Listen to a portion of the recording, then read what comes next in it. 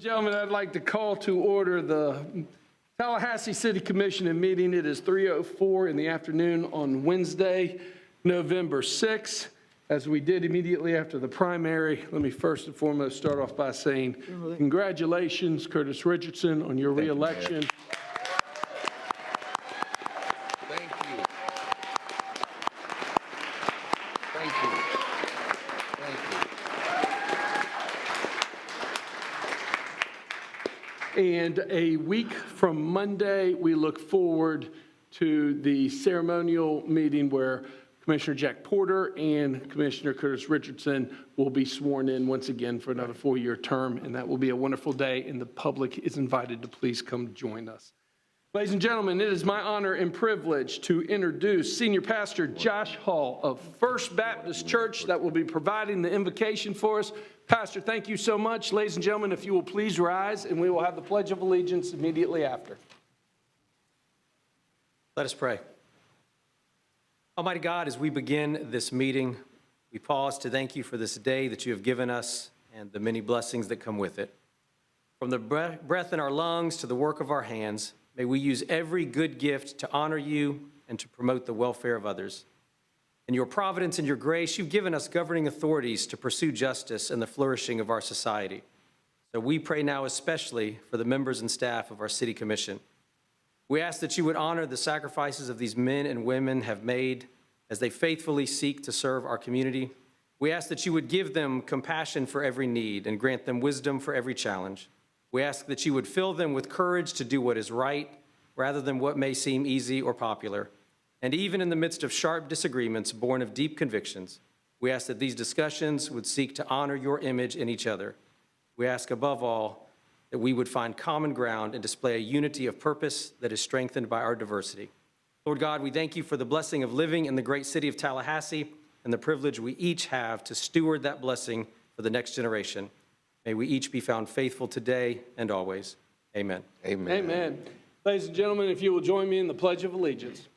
I pledge allegiance to the flag of the United States of America and to the republic for which it stands, one nation, under God, indivisible, with liberty and justice for all. Pastor, thank you so very much. All right, colleagues, we actually have a pretty light agenda tonight, not too bad. We do have a public hearing at 6 o'clock. Let me go ahead and announce that I will be excusing myself at 5 o'clock in passing the gavel.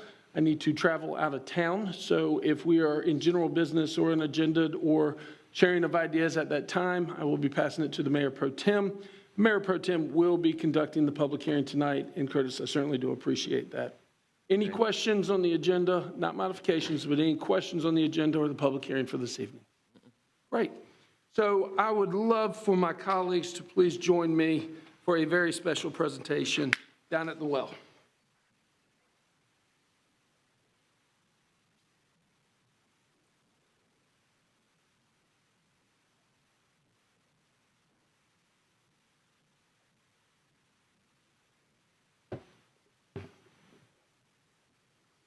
As many of you know, this is a special year in our community, both for the city and the county, as we celebrate our bicentennial. But we have many institutions that are celebrating very significant anniversaries as well. And while he provided the invocation for this morning, I would like to invite Pastor Hall, all the members of the congregation that are with us from First Baptist Church, please come join me and my colleagues at the well, if you would like. And while you're coming forward, there's a couple of people I do want to recognize that are near and dear to my heart. First and foremost, Mr. Jim English has served with grace in leadership of the city of Tallahassee as the city attorney. It is so great to have you back in chambers. Thank you so much, and thank you for your service to this community. And our very own treasurer clerk, Mr. Jim Cook, is a proud member of this congregation as well, along with all of our other friends that are here. Pastor, come on over. Ladies and gentlemen, from the governing body of the City of Tallahassee, a proclamation. Whereas on November 10th, 1849, 9 men and women came together to organize a Baptist church in Tallahassee. And whereas on October 10th, 1850, the Tallahassee Church was admitted to the Florida Baptist Association, and whereas today, First Baptist Church still stands atop one of Tallahassee's 7 hills, a block and a half from the state capital of Florida, and 5 blocks from the entrance of Florida State University. And whereas First Baptist Church's historically close ties with the capital and local universities has continued since its founding. And whereas First Baptist Church has established 6 local churches: Lakeview Baptist Church, University Heights Baptist Church, Thomasville Road Baptist Church, I get choked up, I'm sorry, Pastor. Crossway Baptist Church, Haywood Cates Baptist Church, and Morningside Baptist Church. And whereas since its earliest years, First Baptist Church has sent missionaries to foreign lands as well as providing assistance to those in need closer to home. And whereas the location of the church in the heart of Florida's capital city enables the membership to extend the hand of fellowship to the community by opening their doors each and every day, but especially during springtime Tallahassee and the Winter Festival, offering thousands a hospitality venue providing comfort stations, a rest area, baby changing stations, and refreshments. Throughout the year, First Baptist extends a helping hand to local schools, the homeless, and other community organizations. And whereas on November 14th, 2024, First Baptist Church will be celebrating 175 years of service to the Lord Jesus Christ in its location on the block between Park Avenue, College Avenue, Adams, and Duval Streets. Now, therefore, I, John Evans Daly, by the authority vested in me as the mayor of City of Tallahassee, do hereby recognize First Baptist Church of Tallahassee Day in the City of Tallahassee and urge all citizens of our great community to join me in commending the pastoral staff and the church members for providing spiritual guidance and community service to the citizens of the City of Tallahassee for 175 years. Ladies and gentlemen, read into the record with my signature, John E. Daly, dated November 6, 2024. Pastor Hall, what an honor and a privilege. But I'd like Jim English and Jim Cook to please come forward. I'd like for you, on behalf of the city, to please present to the pastor as well.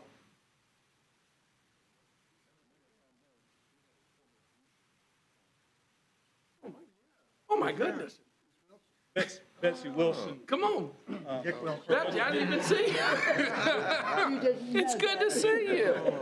It's Dick great to Wilson was see commissioner you. in Of late course, 70s. of course, of course. On behalf of the mayor. Congratulations. Excellent.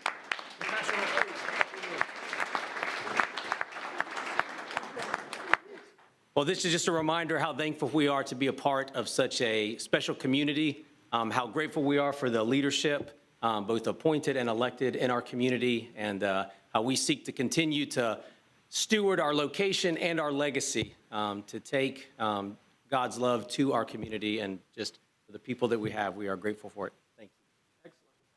Can we get one big picture? Can we get one big picture?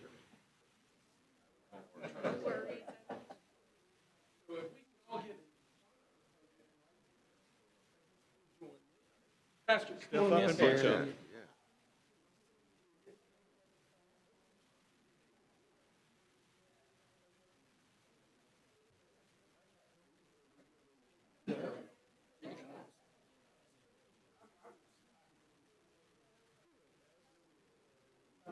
Good.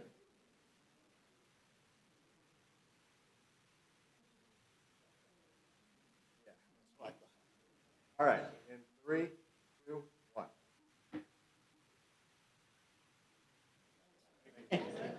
Thank you all so much. Thank you. Thank you. So good to see you. I wasn't anticipating this part. Thank you. Oh, we love it. Thank you for your service. Great to see you. We're going to be sure they get.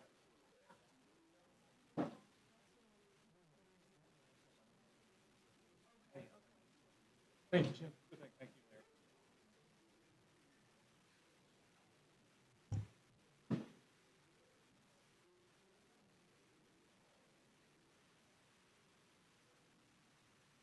All right, Mr. Manager, do we have any agenda modifications? Yes, sir, Mr. Mayor. Item 1102, which is an introduction of pension ordinance number 24-0-39, has been updated in your agenda materials. That's the only modification. All right. Are there any questions on the agenda modification? Any questions? All right. Do we have any announcements come before the city commission? No, sir. Do we have any appearances by appointed boards, committees, other governments? No, sir. All right, we're on the consent agenda. Have any items been pulled off the consent agenda? No, sir. Mr. Cook, do we have any? We do have one speaker, Mayor, on consent on item 8.01. Okay, let's pull 8.01 off the consent.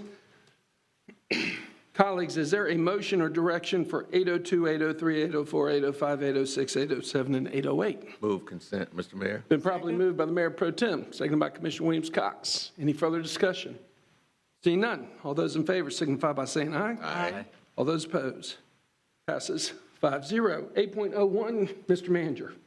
Mr. Mayor, item 801 is the acceptance of FDOT grants for the Tallahassee Police Department.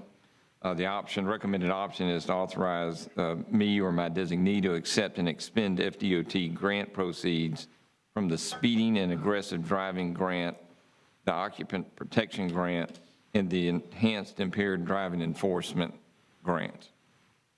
We've got members, Chief and his staff are here if there are any questions on this item. Excellent. Mr. Clerk, our speakers. Yeah, we have one speaker on this item. It is Cheryl Haywood and Harwood, I'm sorry. Every now and then I read without putting my reading glasses on, and you see what happens. Cheryl Harwood. You'll have 3 minutes for remarks, and I'll give you a heads up at 2.5, and there's also a light that will turn yellow in front of the mayor at Gotcha. that point. Your name and address for the record, please. My name is Cheryl Harwood, 1713 Cordell Drive, and it's off of Tharp Street. Just give you a heads up on that one real quick, and you'll know what I'm talking about, especially Commissioner Cox, okay? And I will be speaking about that on the unagenda item. But the item on the board right now is with TPD and the aggressive driving and speeding. I can tell you some stories. Let me start. Where do you want me to start? On Tharp Street. I'm talking deadly situations that I've encountered in my neighbors in my neighborhood has encountered off of Tharp Street. I'm talking about speeders that are passing cars in the turn lanes, in the middle of the turn lanes. And I live off of Tharp Street. I'm scared to death to turn off on my road, which is Cordell. I've encountered one black Charger, 4-door, pass 6 cars on game day on a Saturday at 10:30 in the morning. I had to freeze before I turned left into my turn lane because there was a puff of dust and smoke coming down the middle of the turn lanes. I froze, and the closer the dust came, it was a car, 4-door black Charger. And I could not believe my eyes. If I had turned into my left-hand turn lane, this car was going so fast, it would hit me head on. I was shocked. Needless to say, my neighbors have encountered bad situations on Tharp Street where people are using these turn lanes to pass cars. That car passed 6 cars before it got to me to get back into that turn lane. I'm just letting y'all know, Tharp Street has got a lot of issues, We got TPD going there, which I'm fantastic, but that is one of the issues. I'm glad it was brought up here that I really wanted to get across this committee and TPD, that there is a lot of issues, and that is one of them, and is a casualty waiting to happen. And I hope to God my family and friends are not one of them, and y'all's too. That's all I can tell you. It's getting bad, and it's going to get worse with the situation that I'm going to be talking about on the unagenda item. You're at 2.5 And I minutes. appreciate y'all's time, and I'm sorry to be so passionate about this, but it really scares you. And when you get in a situation like this, it's like you freeze. You don't know what to do because you have nowhere to go but sit in your car and let it go. So, and we do have schools around there, just giving y'all a heads up, because this can happen. what school's in. I appreciate y'all's time. Thank you. Thank you. Mr. Manager, can Chief speak to, or whoever appropriate at the police department, speak to the grant? Yes, sir. Yeah, there's some detail on that. I think it's on point. great. Chief Revel can respond. In your agenda material, it talks about the use of the dollars, and it's broken down into a variety of categories, one including speeding and aggressive driving. That's for personnel expenses and things of this nature. Good afternoon, Chief. Thank you. I appreciate it, Mayor, Commissioners. Good to see you all again. Obviously, this grant is for aggressive driving, DUI, and speeding enforcement. It's a safety grant for just this type of issue all over town. So it's something we continually do. Obviously, we seek grants on a continual basis, and this is one we've gotten in the past and are seeking again. I've got tons of statistics that'll show you, how we've used this and how the grants have been effective in helping to make our community safer. But any specific questions, that's the overall view of the grant. Okay. Any questions on the grant? Thanks, Chief. We're good. I have a feeling after our friend who just testified mentioned whoever's driving that black Charger is, Yes, sir. yeah, they're going, I'll tell you what. Okay, so comments, direction. Move acceptance of staff recommendation. Commissioner Williams-Cox has moved Second. acceptance of staff recommendation, seconded by the Mayor Pro Tem. Any further discussion? Seeing none. All those in favor signify by saying aye. Aye. All those opposed. Passes unanimously, 5-0. Okay, we are on introduction of ordinance 11.01. Madam Attorney. Thank you, Mr. Mayor. Item number 11.01 is the introduction of ordinance number 24-Z-29, an ordinance of the City of Tallahassee amending the Northampton Planned Unit Development on the official zoning map of the City of Tallahassee. Located on 259 acres on the east side of Thomasville Road along Cary Forest Parkway and the north side of Veldaderi Road on the official zoning map of the City of Tallahassee, providing for conflicts, providing for severability, and providing an effective date. The recommended action is option 1, introduce ordinance number 24-Z-29 and set the first and only public hearing for December 11, 2024 at 6 p.m. in the City of Tallahassee City Commission chambers at City Hall. Any ex parte disclosures concerning this item are available via the hyperlink included in the agenda item as published in the board doc system. Excellent. Do we have any public comment on this item? Mayor Aaron Tilton is here for the applicant if you have questions. Okay, the recommended action is to simply read into the record and introduce the ordinance. Any questions, directions, comments? Move staff recommendation. Okay. Second. It's been properly moved by Commissioner Williams-Cox, seconded by the Mayor Pro Tem, Commissioner Porter. Mr. Mayor, I was wondering if someone could speak to the reduction of the buffer along Thomasville Road. Okay. Mr. I'm Manager. going to look. I believe Artie is the best resource. Artie, can you address that? Thank you. Thank you, Mr. White. Good to see you. Thank you, Mayor, Commissioners. Yes, the PUD does include a reduction of the buffer along Thomasville Road. Typically, when we have a buffer, it's to buffer like a residential area from the noise of the road or something like that. Since the proposed use is going from low-density residential to commercial uses, you actually want more visibility for the commercial uses, so the PUD does include a proposed reduction of that buffer. Thank you. Commissioner Porter? Okay. We have a motion on the table by Commissioner Williams-Cox, seconded by the Mayor Pro Tem. Any further discussion? Seeing none. All those in favor signify by saying aye. Aye. All those opposed? Passes unanimously, 5-0. We are on item number 11.02. Madam Attorney. Thank you, Mr. Mayor. Item number 11.02 is the introduction of ordinance number 24-0-39, an ordinance of the City of Tallahassee, Florida, amending sections 14-4.302 and 14-4.402 of the Code of General Ordinances relating to firefighters' pension provisions, providing for a conflict, providing for severability, and providing for an effective date. The recommended action is option 1, introduce ordinance number 24-0-39 and set the first and only public hearing for December 11, 2024 at 6 p.m. in the City of Tallahassee City Commission chambers at City Hall. Excellent. Mr. Cook, do we have any public comment on this item? No speakers on 1102. All right, the recommended action is simply read into the record to introduce. Any comment, direction? So moved. Second. Properly moved by Commissioner Williams-Cox, seconded by the Mayor Pro Tem. Any further discussion? Seeing none. All those in favor signify by saying aye. Aye. All those opposed? Passes unanimously, 5-0. Do we have any other ordinances for introduction this evening, Madam Attorney? No, sir. Okay. We are on Policy Formation Direction 12.01. Mr. Manager. Thank you, Mr. Mayor. We've got a short presentation on this. You'll recall this item was on at your last meeting. You approved the recommendation. There was a speaker was not included, and you elected to revisit this at this meeting. So the agenda material is the same as you've had before. For everyone's benefit, we wanted to go over the presentation again. John Reddick is our Growth Management Director. He'll walk us through the details of this item. Thank you. Good afternoon, Mayor and Commissioners. To run you back through just a brief summary of essentially what we went through 2 weeks ago.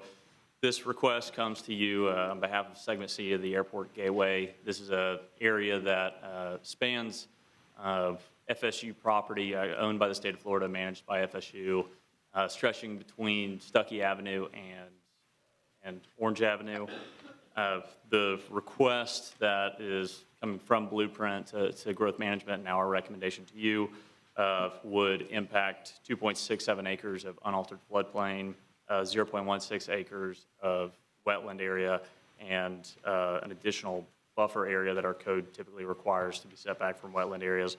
And then it would cross an area that may be an active cars feature.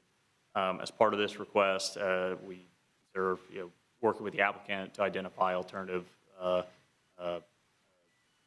paths and designs, and confirm that this is the most feasible and reasonable alternative that they've assessed. There is a net benefit that has to be demonstrated with this as well, which would include wetland mitigation banking. Something we also like to add to this in terms of the net benefit is the area in question is, as recently as 30 years ago, was just a mowed open area, was not any sort of feature. Wetlands are really just established based on the propensity for the soil to hold water for periods of time.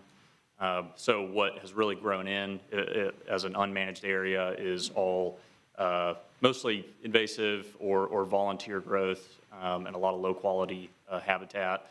So the actual wetlands themselves have been determined by our biologists to be very low quality. So as part of this, with our tree regulations that for what may be removed as part of the project, what would be required by our right tree, right place policy would be a reestablishing of actual good native growth, such as bald cypress that you might find in a healthier habitat like that. So there will be some on-site improvements as well to the actual state of that area.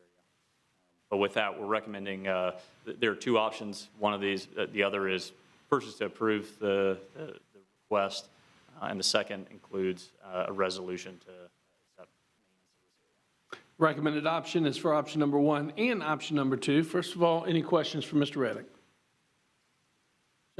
Sure, Mr. Mayor Pro Tem. John, will this have any impact on the Providence community or major impact? I'll paraphrase from Blueprint and the greater intent of the project, and I'll just say from working with them is that by design it's intended to take traffic off of Levy Avenue and prevent some cut-through traffic through those low-density residential areas. I would move staff recommendation on options 1 and 2, Mr. Mayor. First, before I recognize the motion, let me check and see, do we have any public comment on this item? Mayor, we do have one speaker on the item. Max Epstein is connected virtually. Are you with us? Mr. Epstein, are you with us? One more time, Mr. Epstein? Mayor, I believe he's connected. I think they're trying to get the audio correct.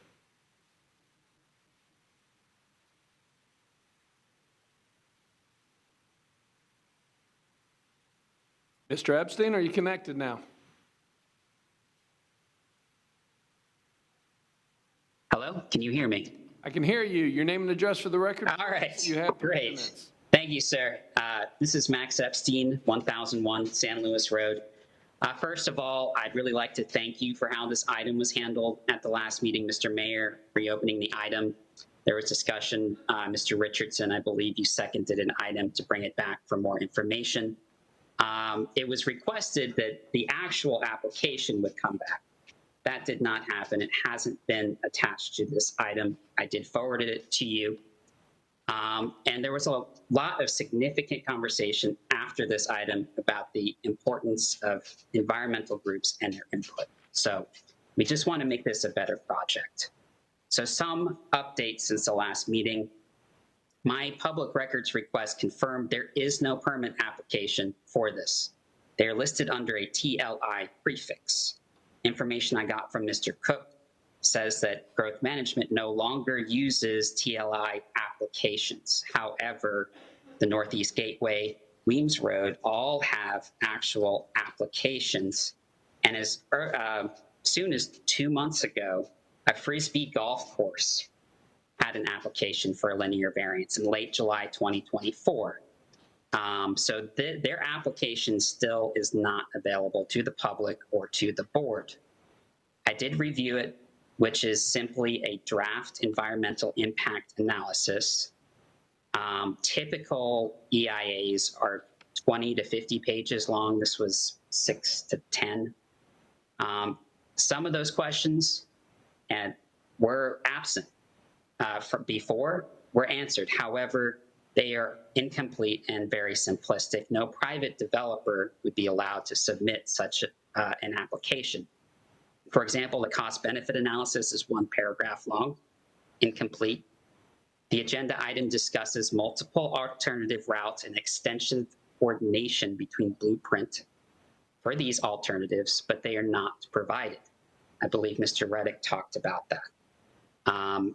If you remember, 4 or 5 alternative routes were provided for the Northeast Gateway project that included cost estimates, alignments, environmental impacts, which are not included in their application, which is not available to the public.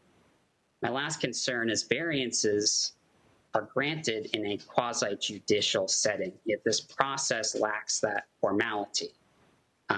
It's unclear really what you would be approving at this point because there's no application in the system and it's not a quasi-judicial hearing. As I mentioned before, there are viable alternatives and the board has made it clear that they want this to happen. Once you mess with nature, and I think I'm paraphrasing you, Commissioner Williams-Cox from last meeting, it's gone. And this item is not designed correctly. You can look at projects like Blairstone Road, which went through multiple. Your 3 minutes are up. Thank you. Okay, do we have another speaker? Not on this item, no, sir. Okay, Mr. Epstein brought up some issues. Mr. Reddick, do you want to address those issues? And I believe there was a legal issue regarding quasi-judicial. I'll come to you in just a second, Madam Attorney. Sure, and Mr. Epstein's correct. We no longer use a TLI tracking on that, and that's my decision with the infrequency of these. All we were doing is we have something that's a subset of an environmental impact analysis that is essentially an application component for basically the environmental part of your initial application that cannot pass go until you would get this step approved anyways.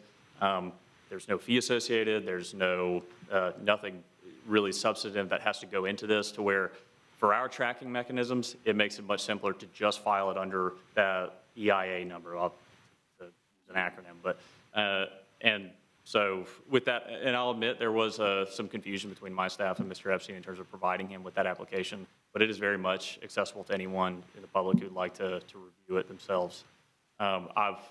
The quasi-judicial question, I would look to Sure. Madam Attorney. Thank you, Mr. Mayor. Thank you, Mr. Reddick. Thank you, Mr. Reddick.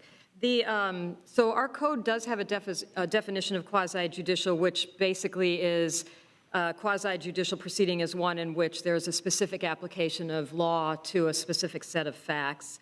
But there is not in that definition any particular requirements for how a quasi-judicial proceeding would go forward. This particular variance is governed by Section 5-126 of the code, and it require, or it provides that action on the petition would be taken by the city manager or the city commission. It doesn't have any other particular requirements. So it appears that it followed the procedure that's laid out in the code, so that I'm not sure, the reference to formal quasi-judicial may be a reference to the definition, but there are no other requirements in the ordinance for the process. Okay, For this- excellent, wonderful. Any questions, colleagues, up to this point? Okay, any other public comment on this item? No, sir. Colleagues, direction, Move it. Move staff recommendation options number 1 and 2, Mr. Chairman, is recommended by staff. Mr. Mayor Pro Tem, Second it's it. properly moved options 1 and 2 as recommended by staff, seconded by Commissioner Williams-Cox. Any further discussion? Commissioner Matlow. Thank you, Mr. Mayor. We had this discussion at the last meeting, just going to restate my objections based on the environmental impacts and I think the unnecessary need for this section of the airport gateway, which has been a hotly debated item at Blueprint. Thank you, Mr. Mayor. Any other further comment? Seeing none, all those in favor of the motion on the table signify by saying aye. Aye. All those opposed? Aye. Passes 3-2 with Commissioner Matlow and Commissioner Porter in opposition. We are on item number 12.02. Mr. Manager. Thank you, Mr. Mayor. Assistant City Manager Wayne Tedder is going to present this item. This is a follow-up report on our urban forest master plan, what has occurred since it was implemented. In your agenda material, you've got a thorough report of all those details, and Wayne will walk us through a summary today. Mr. Tedder. All right, good afternoon, Mayor and Commissioners. Under normal circumstances, our urban forester would be presenting this update to you. As some of you may be aware, that position is vacant. We are actively pursuing hiring that position and hope to have it in the near future.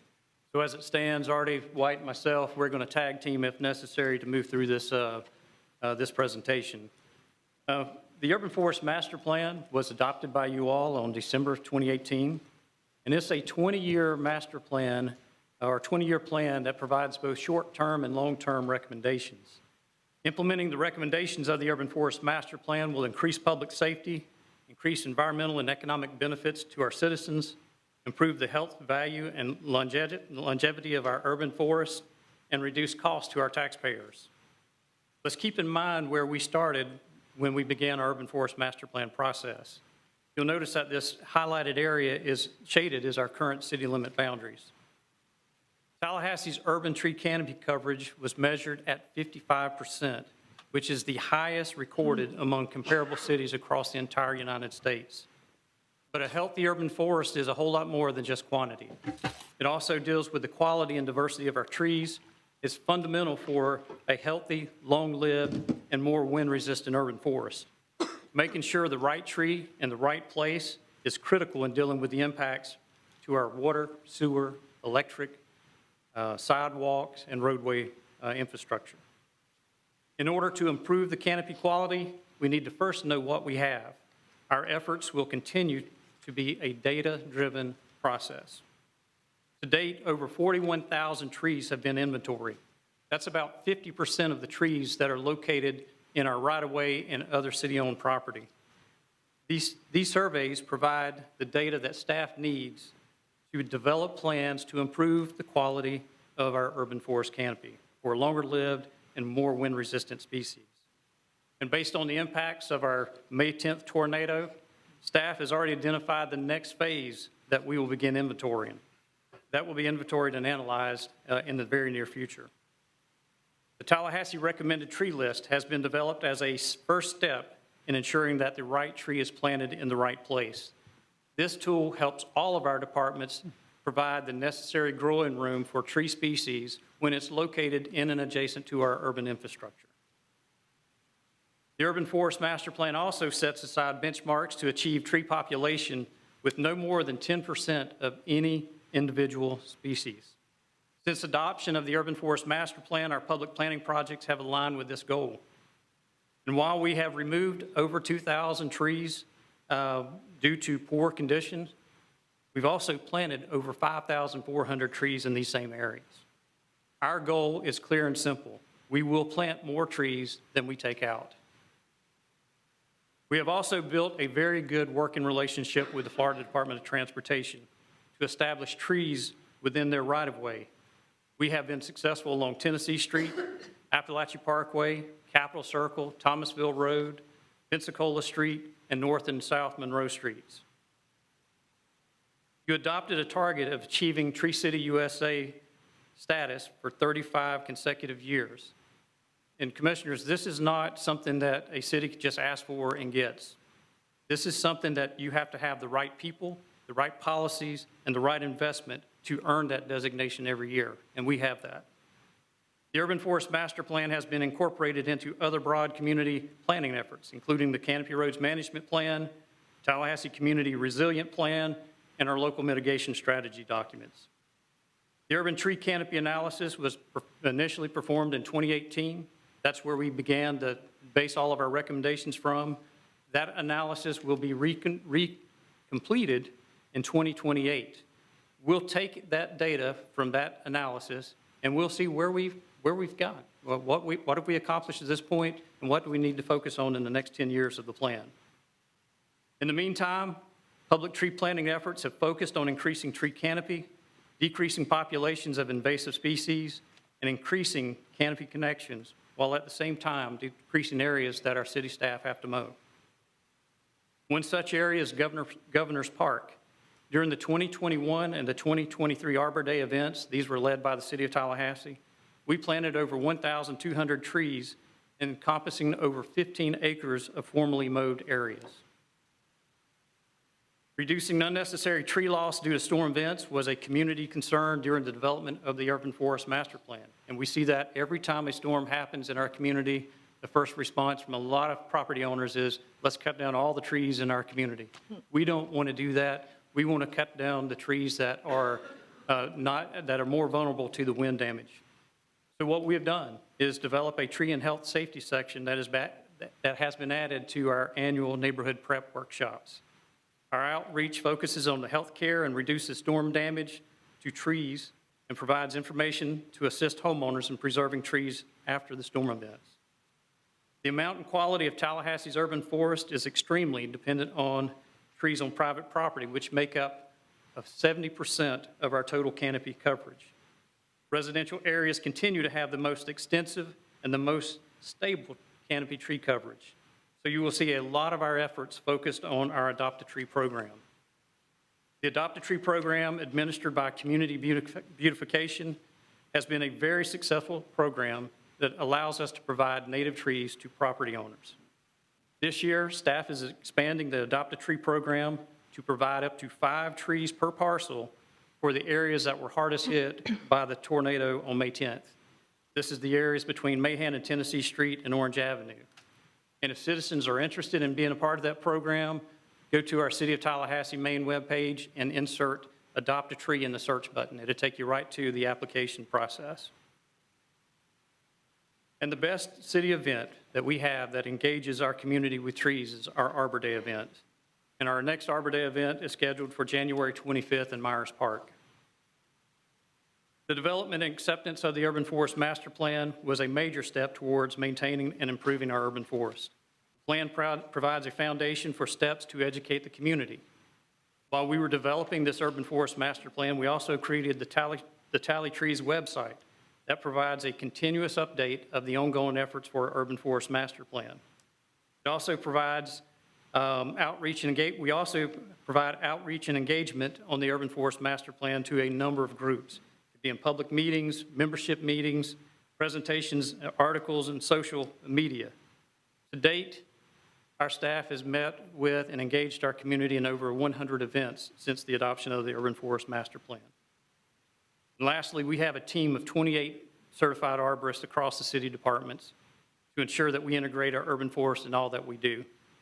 And when we first started our urban forest development master plan process, we only had a team of 16 urban forest certified arborists.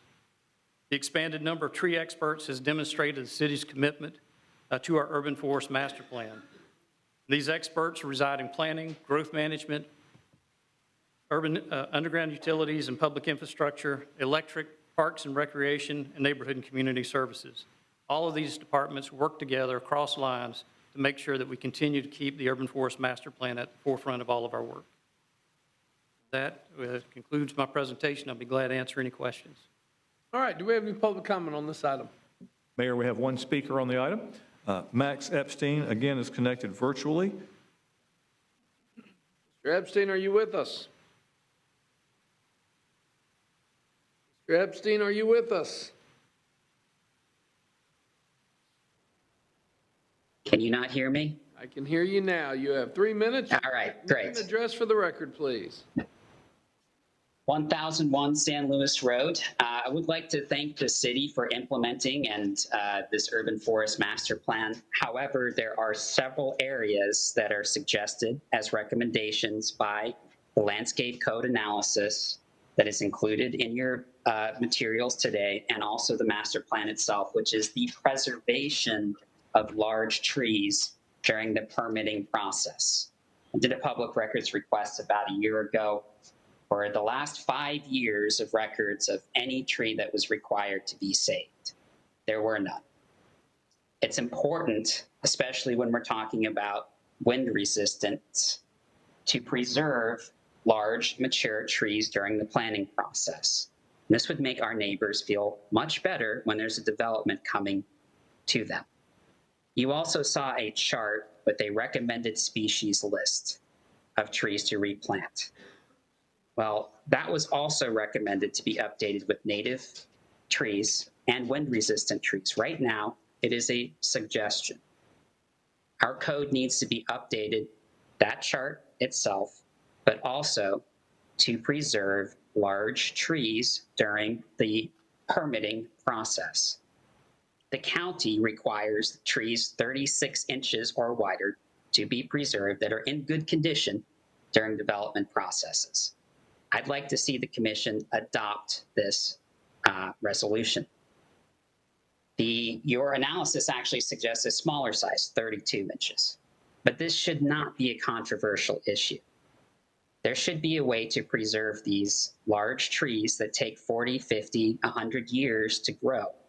For example, I lost 4 water oaks during the tornadoes. My 120-year live oak, it lost a half of one small branch. And it would make our development so much nicer, just like Gainesville and other cities require. So I would like to ask you all to please implement the county's regulations when it comes to exceptional specimens trees. That would greatly help us and put the people at ease when developments come around. Lastly, if you look at your landscape analysis, it points out many issues in our code that needs to be fixed, especially in the MMTC district.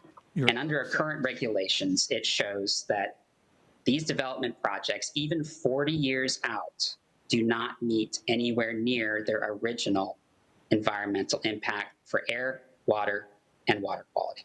Thank you. Next speaker, please. No other speakers on this item.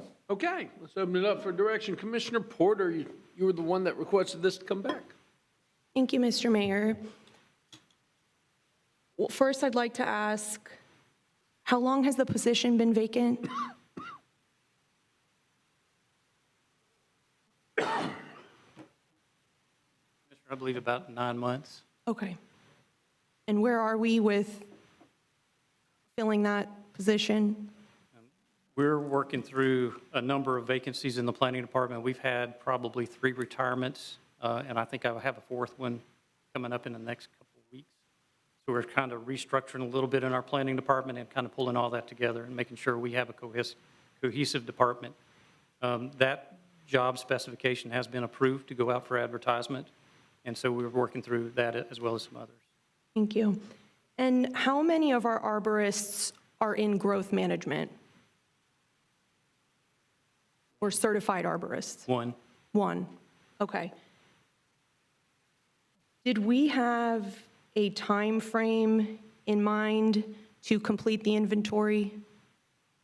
If you go by what we have completed to date, which is about 50% of the trees, we started in January of 2019.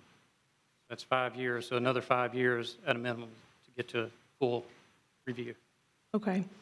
And how much does it cost to measure our tree cover? I don't think anybody could give you that answer.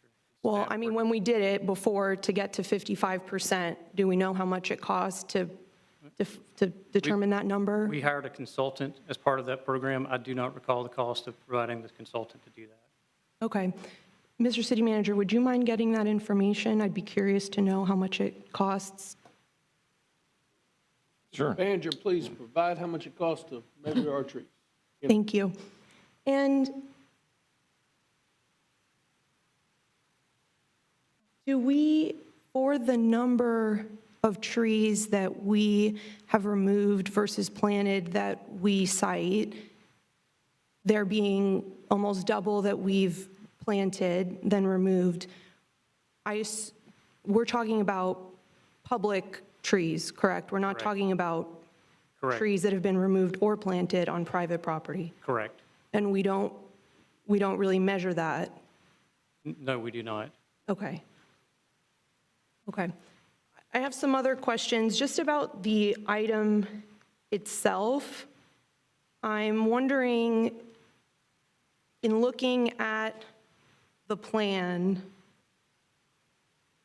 and I mean, and there are recommendations all throughout the plan. Part of recommendation 7 is, let me just scroll, is to add a preservation-focused message to existing communications plans. And one of the examples they give is an urban forest disaster management program. So an urban forestry-focused disaster management plan. I know that we have implemented as part of the Neighborhood First plans and other disaster communications plans, conversations about tree safety and overall safety, but do we have an urban forest disaster management program? Commissioner, what we do is, if you look under recommendation number 7, the first item completed, I mentioned this in the presentation as well. Each year when we're doing the neighborhood prep workshops, we include a specific segment to talk about trees and what people can do to trim up their trees to make sure they're as wind resistant as possible, and as well as other kind of mitigation techniques even after the storm has hit. So is that, correct me if I'm wrong, is that mostly, the audience there are residents, correct? And neighborhoods? Correct. So my understanding of the urban forest disaster management program that they cite, at least just as an example of things we could do, is that it's a little bit more, it also applies sort of to the city's response.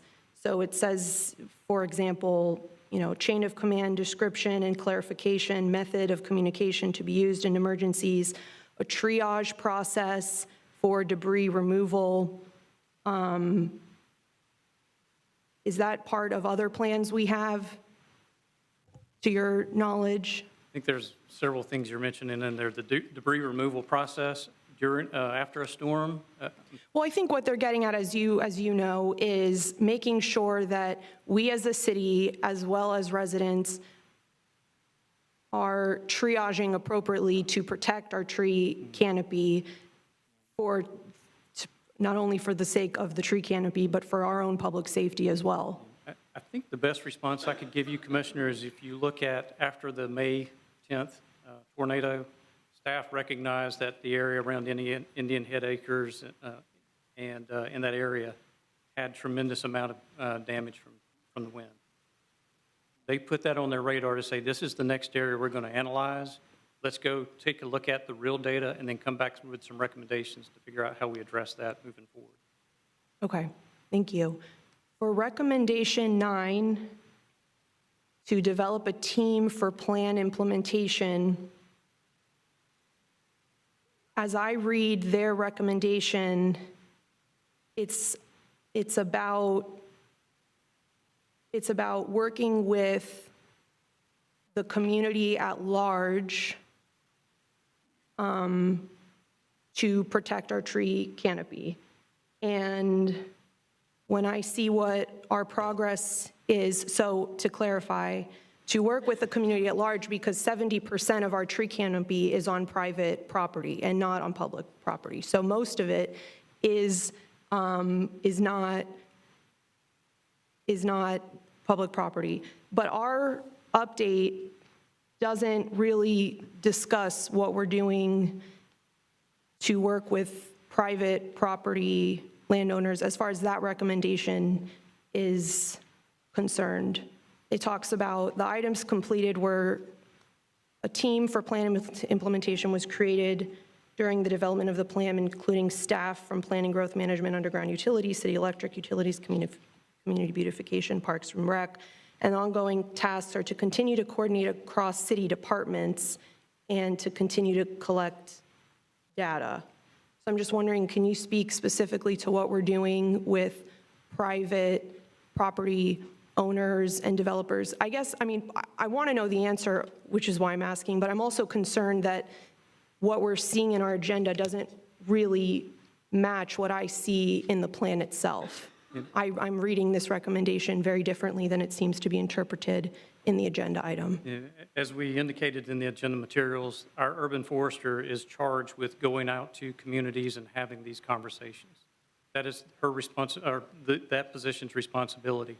And we mentioned there's been over 100 engagements since the adoption of the urban plan, so that's been working. When we talk about the involvement of other departments in our team, that's why we have the Arbor Day and the Adopt a Tree. We have multiple departments that coordinate how we do this in our community to make sure we do not impact our water systems, our sewer systems, our electric and our roadway and our sidewalks. So it is a coordinated process from all these departments, the 6 departments that I indicated. And I understand that. I guess my concern is I'm not sure what's coming out of these meetings as far as cooperative agreements or policy actions that we're taking.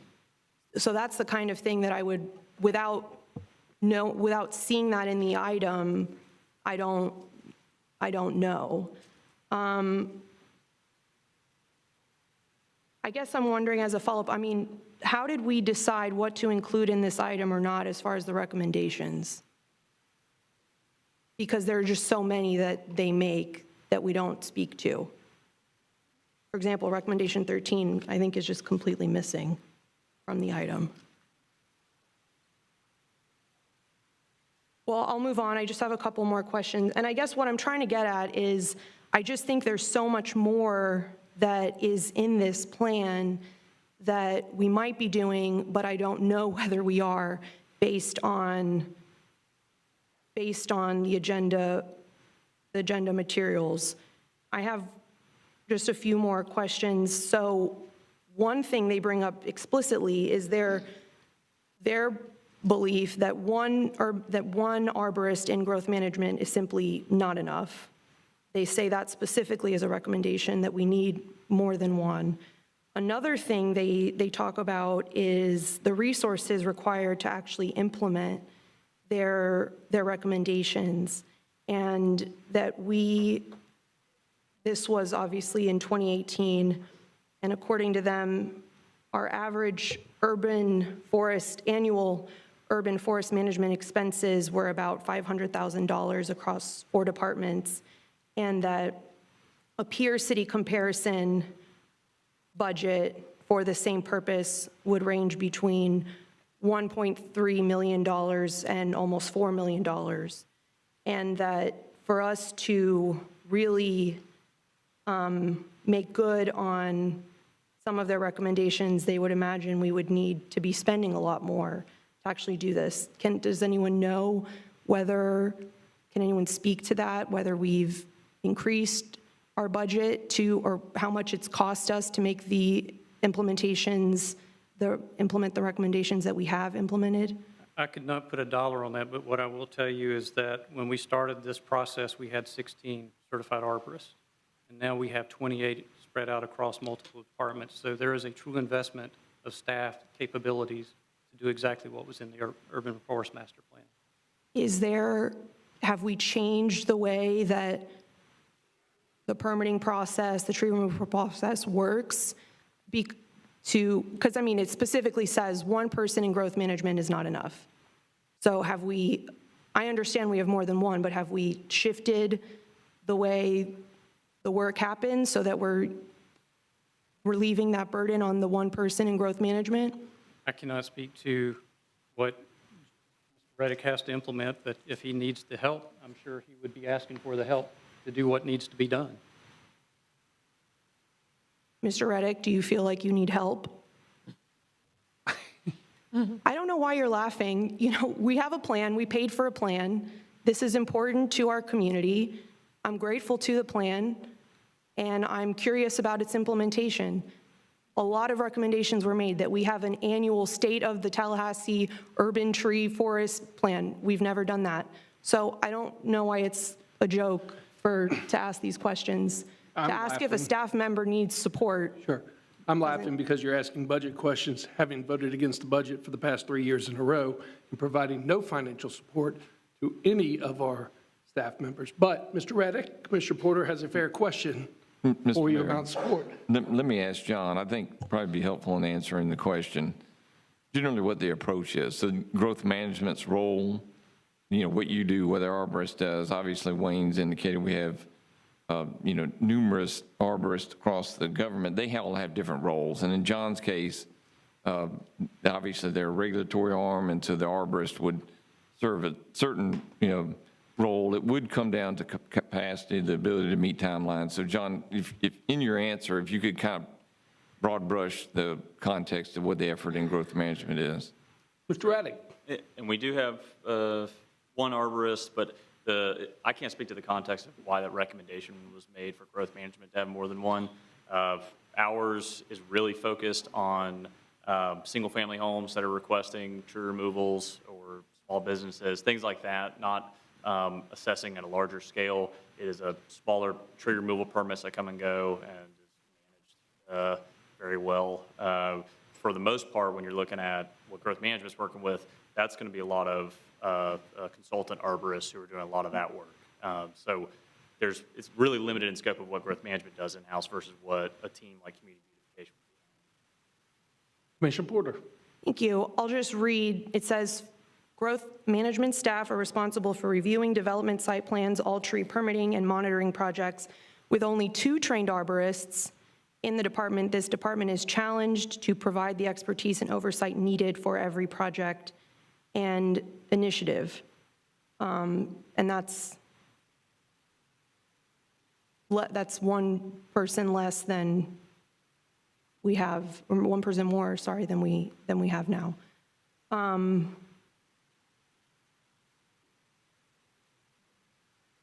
I have some more ideas, and we'll follow up on some of the other recommendations at another time.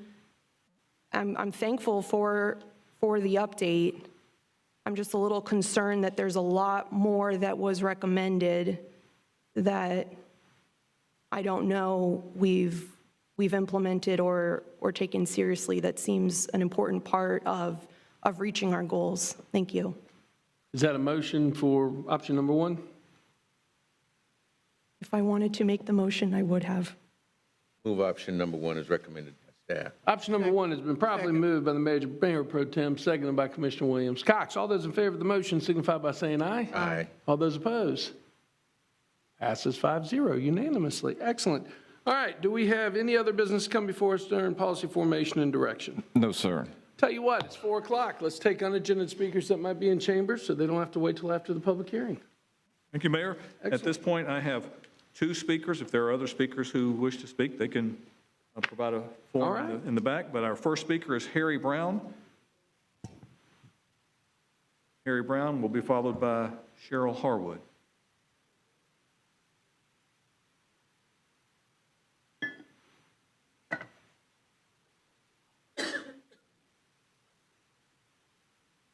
Your name and address for the record, please. You have 3 minutes. I'm here to speak the truth, nothing but the truth, so help me God. I reside at 5431 Crump Road, Tallahassee. I'm here to share with you some of the horrendous experiences I had here at the city during my more than 19 years as an employee. I was hired in a position that was referred to as an urge position. That means that only white men had been previously hired in the position. I could tell early on that they did not want me in the position because they did not give me the support I needed to get the job done. I was not given proper staffing nor an adequate salary. I was paid the same as my staff. I was not paid for my overtime, while white employees with higher pay grades than I had got paid for their overtime. A job study was done on my position with a recommendation for an upgrade. The HR director threw it in the trash and later told the city manager that a study had not been done on my position. Her secretary retrieved the study from the trash and gave it to me. I presented it to the city manager and later received a 4% raise. I was later fired by Anita Favors, the city manager, as she took $31,000 of my severance pay. The city did not pay my attorney fees. At this time, I had been beaten down and was in severe depression as my city attorney and the city had me sign a general agreement 4 years later after my firing. This is something they were doing to try to cover up their wrongdoing and mistreatment of me. I was not in the mental state to sign anything. My attorney had worked more for the City of Tallahassee than he worked for me. He has since been permanently disbarred from practicing law because of his illegal conduct. I was marched out of City Hall with a gun at my back for no cause. Out of 19 years, I had 17 annual outstanding evaluations. My first 2 evaluations was meeting requirements. I had 21 years of outstanding service and sacrifice with the United States Air Force and a proclamation from the Governor Lawton Childs and a multitude of accolades from the administrators in the City of Tallahassee. Now, to send me out of City Hall with a gun in my back, is that any way to treat anybody? Thank you very much. Can 3 you answer minutes that are up. question? Is that any way to treat anybody? Next speaker, please. Attorney, Mayor, can you our answer next that question? speaker I'm sorry, Mr. Brown, your time is up. Thank you. Our next speaker, please. is Cheryl Harwood.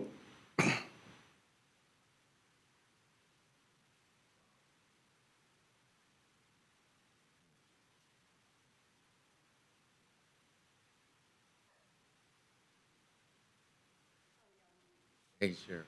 Your name and address for the record, please. You have 3 Cheryl minutes. Harwood, 1713 Cordell Drive, which is off of Tharp Street. This has to do with the CPA. I'm hoping I'm in the right place to discuss this matter, which I went to Blueprint meeting a year and a half ago about they were going to do something on Old Bainbridge that's near Tharp. And I spoke on the matter that they were going to put something there, that I voiced my concern that you're wanting to add more stress to that intersection of Old Bainbridge and Tharp. Now, this goes to the CRA, so I'm hoping I'm in the right direction with this. And the address is 825 Tharp Street. Commissioner Cox is supposed to be heading up this thing. Her name is on the item, and it has to do with the city and Bethel Baptist Church. Bethel Baptist Church is committing $400,000, and the city is committing $600,000 and probably a little more than that. But where the location is going, 825 West Tharp, is you're talking about townhomes, single homes, and you're talking about, and I finally got the map where everything is going. I have everything on my phone. And affordable living is going on the corner of the Old Bainbridge site, Old Bainbridge and Tharp, okay? So there's almost 6 acres there. And you're putting over 100 units, half homes and townhomes, and the other half is affordable housing. And I live on Cordell, which is right beside where the townhouses and the single homes are going to be. You're talking about, it's self-explanatory if you pull it up. I have it on my phone if anybody wants to see, where probably about 50 to 75 homes are going to be near me right behind that graveyard. There's almost 6 acres. And then affordable housing is going on the Old Bainbridge side. And that's only a 2-lane, Old Bainbridge is only 2 lanes. And there's only one way coming in and out. And you have that big cell phone, I believe it's a cell phone tower right there on Old Bainbridge. But what's concerning me, you're talking about 100. You're at 30 seconds. You're talking about 100 units there. And we're already cramped in that space. And nobody has sent us a letter, and I did get a blueprint letter a year and a half ago. I went to the meeting, and I wasn't sure where they're going to put it. But now I saw this on my phone, and this concerns me because we do not have a voice here. Nobody has sent us anything. And I've been talking to the neighbors around me, at least 8 homeowners. They didn't even know. So they're concerned about it, too. Thank you. So I would like to talk to Your 3 someone minutes about are this up. issue. Thank you. First of all, it's a CRA issue, not Yes. city, but Yeah, you're I in the wasn't right, sure if I was but you're in the right place. That gentleman in the back of the room, Mr. John Reddick, you asked some very technical questions. Okay, thank you. He can help answer. Yes, ma'am. Mr. Mayor, for the public that's watching, since she said that I was heading this up, I'm not heading it up. Okay, it made, the CRA board,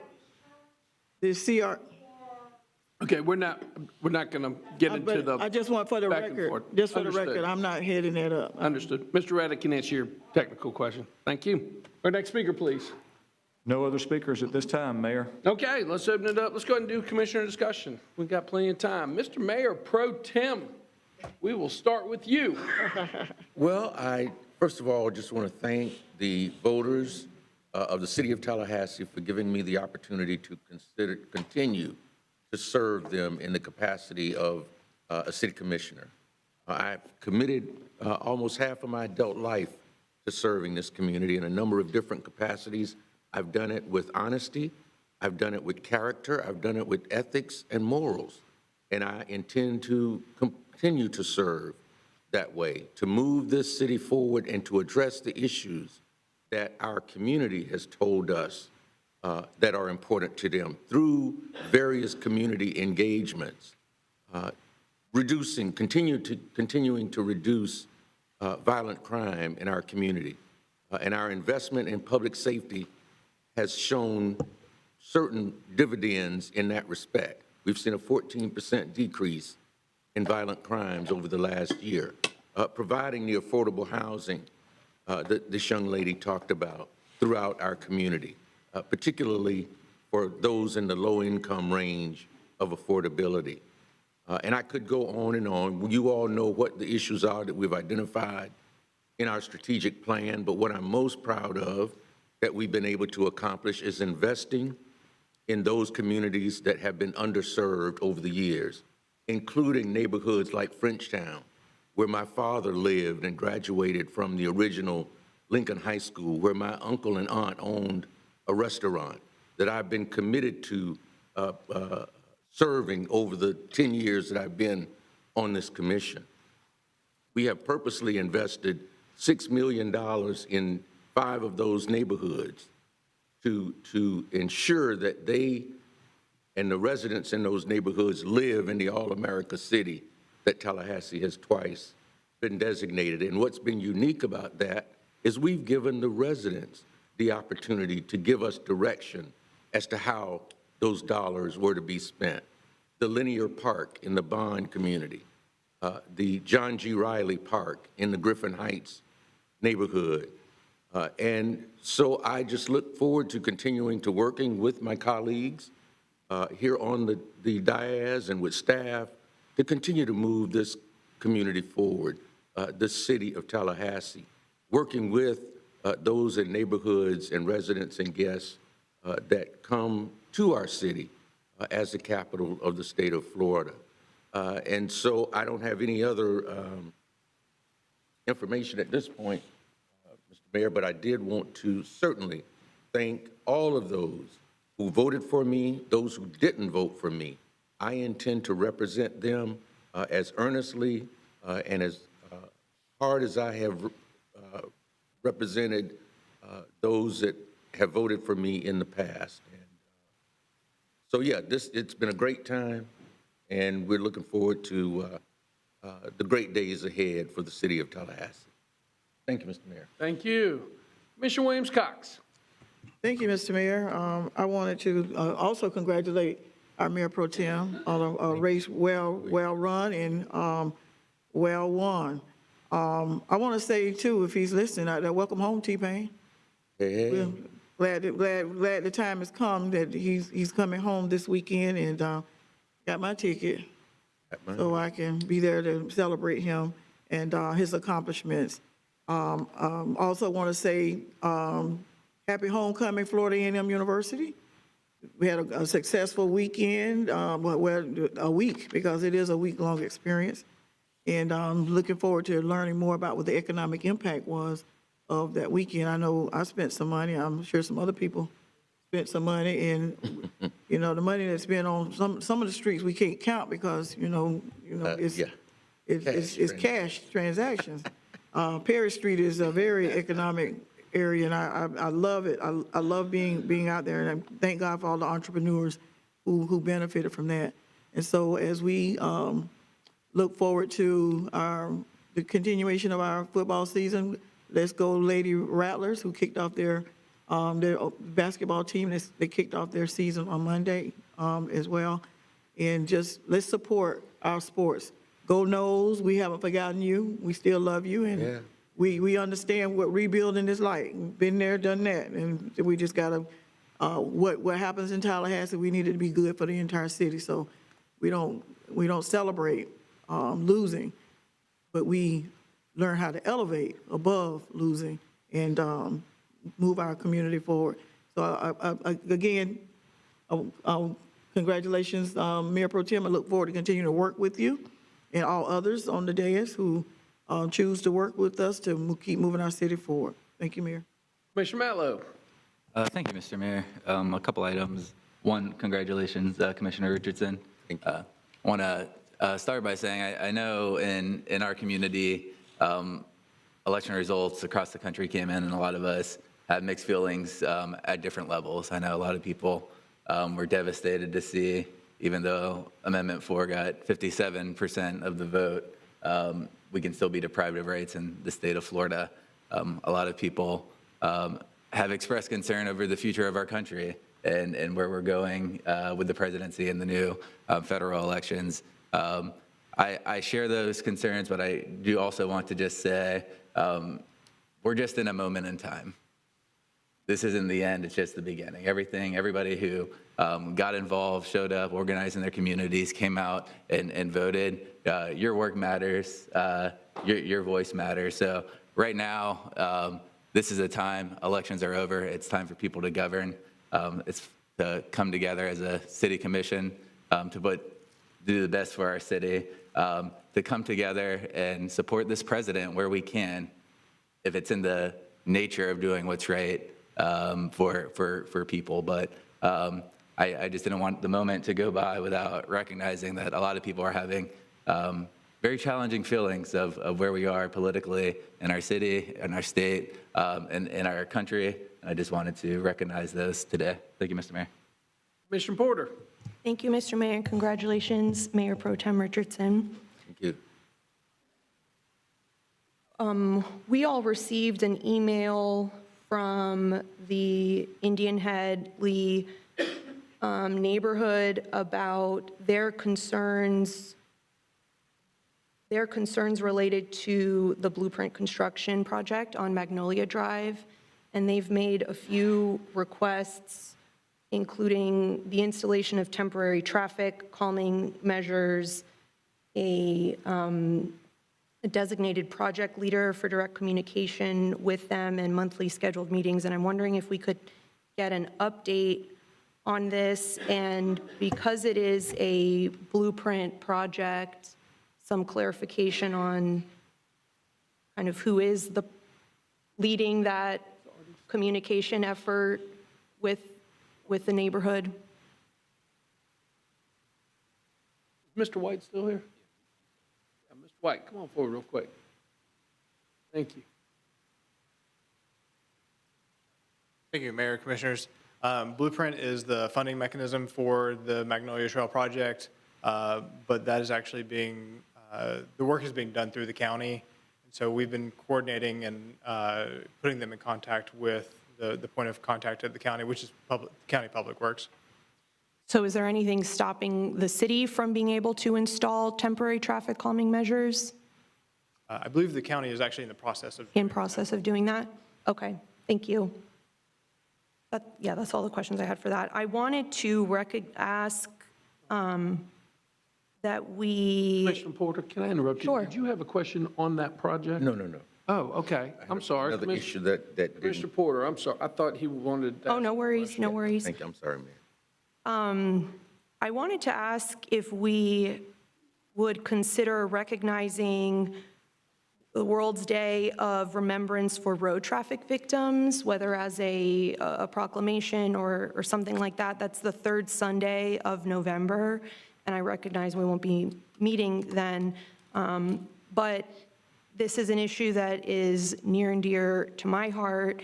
And just last week, an FSU student was killed, a cyclist was killed.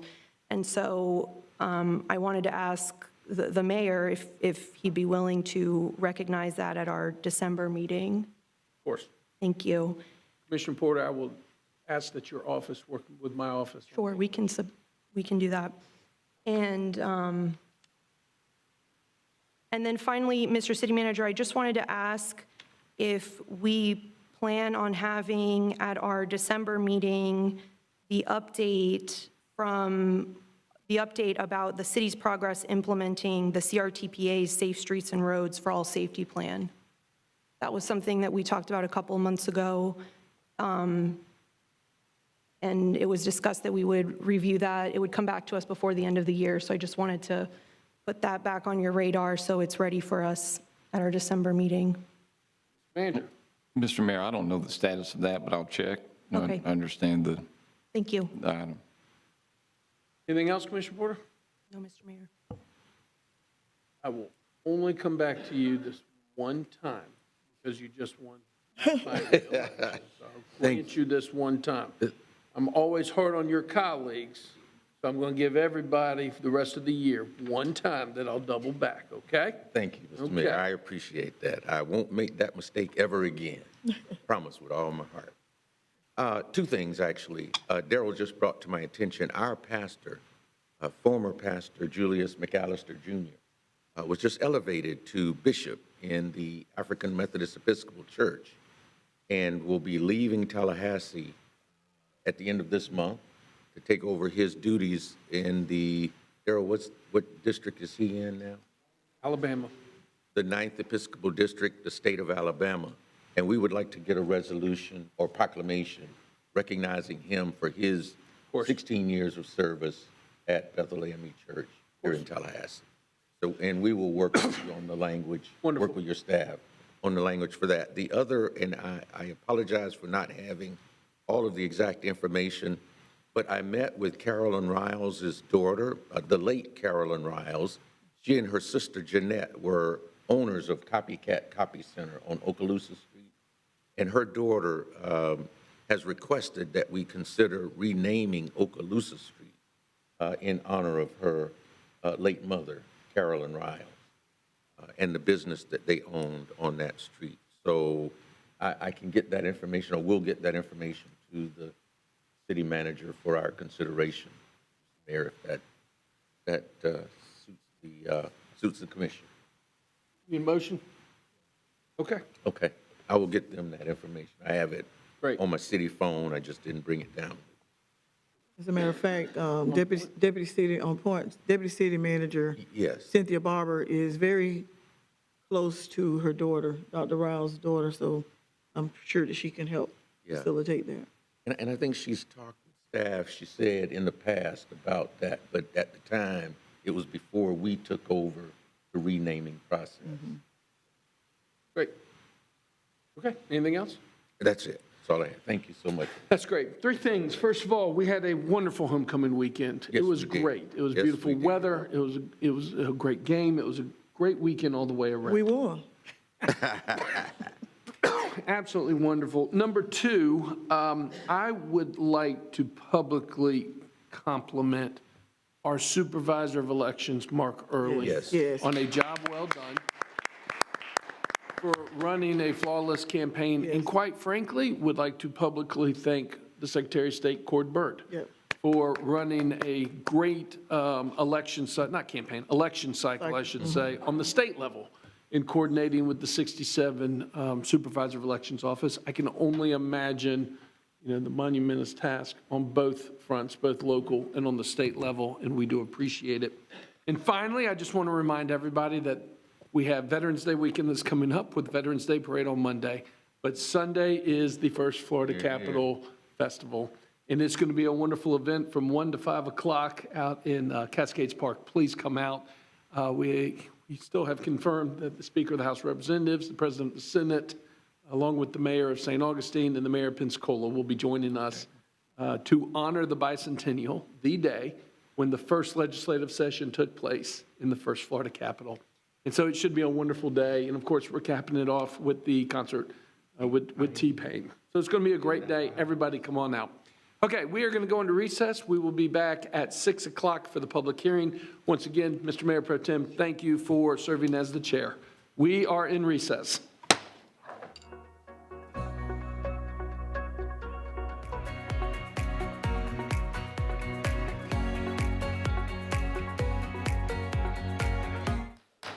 We're going to call the meeting of the Tallahassee City Commission back to order, and we're here for the public hearings. We've got 2 items on the agenda for public hearing, and then we will hear other unagendaed speakers, if there are any that have signed up. Madam Attorney, you want to lead us through the Yes, sir, public thank hearing? you. So we're on item number 14.01, which is the first and only public hearing on ordinance number 24-0-36, an ordinance of the City of Tallahassee adopting a small-scale amendment to the 2030 Tallahassee-Leon County Comprehensive Plan to change the future land use map designation from the residential preservation land use category to the central urban land use category for .27 acres at 1104 Old Bainbridge Road, providing for severability and conflicts, and providing an effective date. The recommended action is option 1, conduct the first and only public hearing and adopt ordinance number 24-0-36. All right. Mr. Cook, do we have any speakers on item 14.01? No, sir. All right. Staff recommendation. All right. There's a motion by Commissioner Williams-Cox to move staff recommendation. Is there a second? Second. Seconded by Commissioner Matlow. Any discussion? Hearing none, all in favor signify by saying aye. Aye. Aye. Opposed, like sign, motion carries unanimously, 4-0.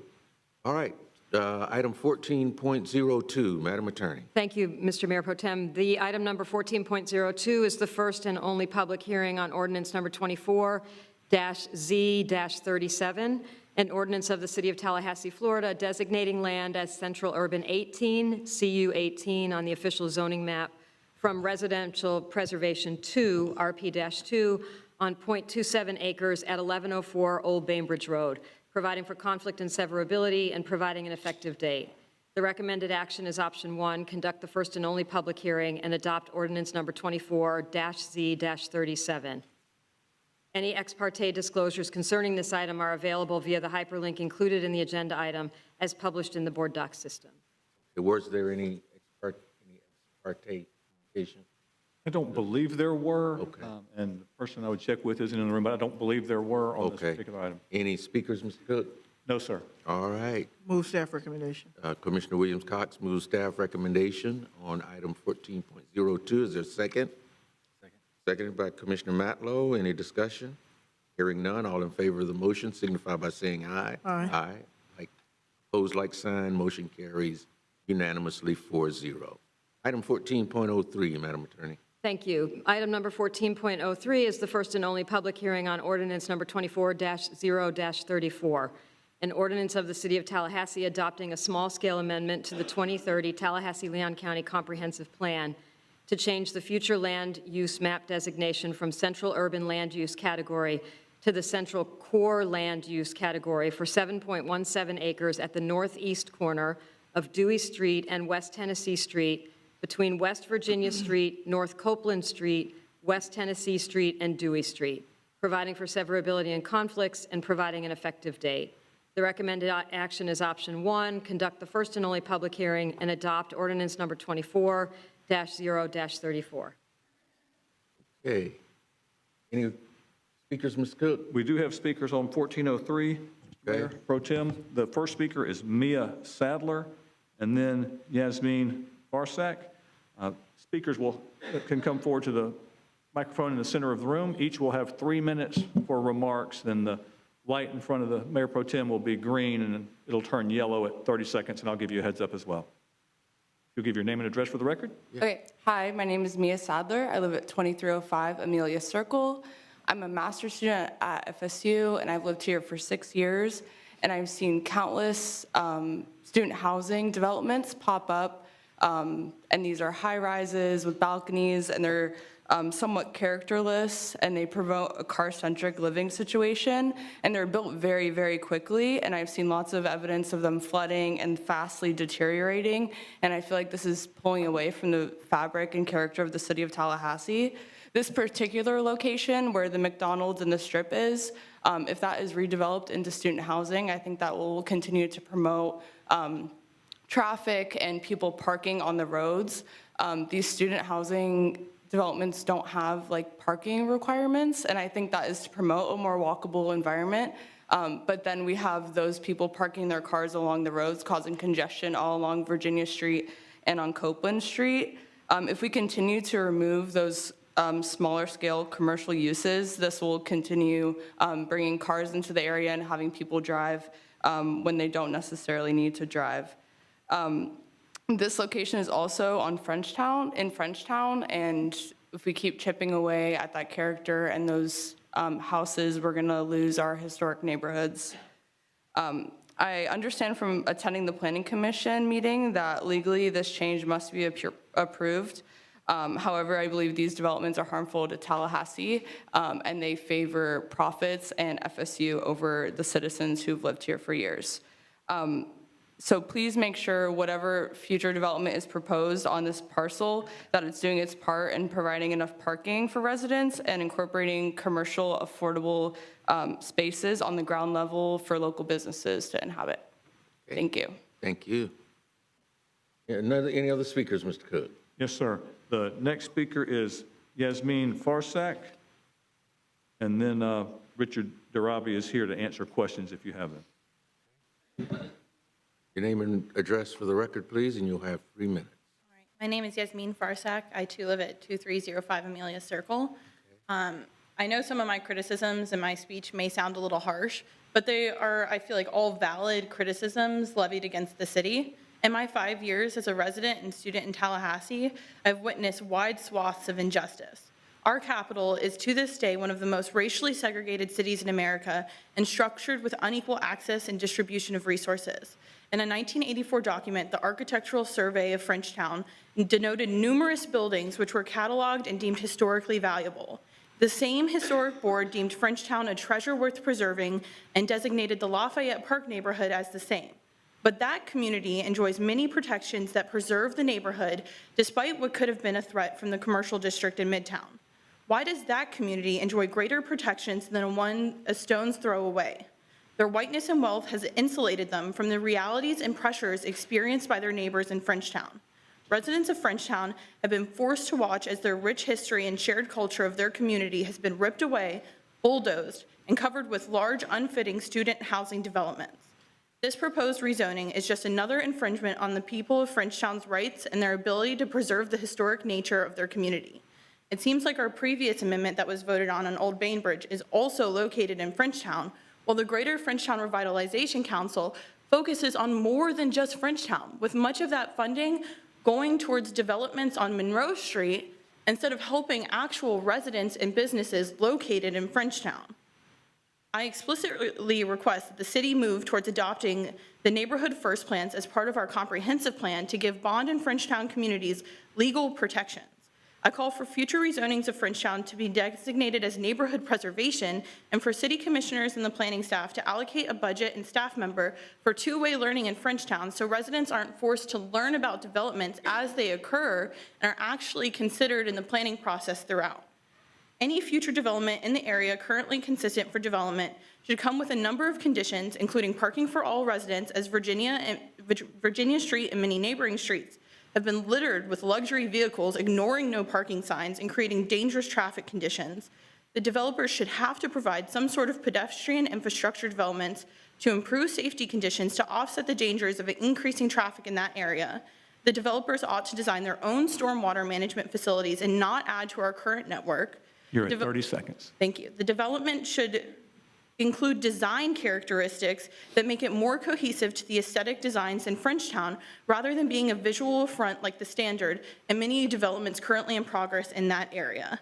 We should stop prioritizing 6-bedroom, $1,200 rent trends in the city and developers that are just here to make a profit, prioritizing students that don't even stay here. I love Tallahassee and I believe it can be a better place, but the way our local government has sidelined themselves for developer interest is short-sighted and quite frankly abhorrent. Thanks. All right, thank you. Any other speakers, Mr. Cook?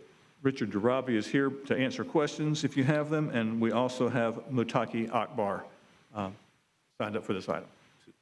Okay. Mr. Akbar?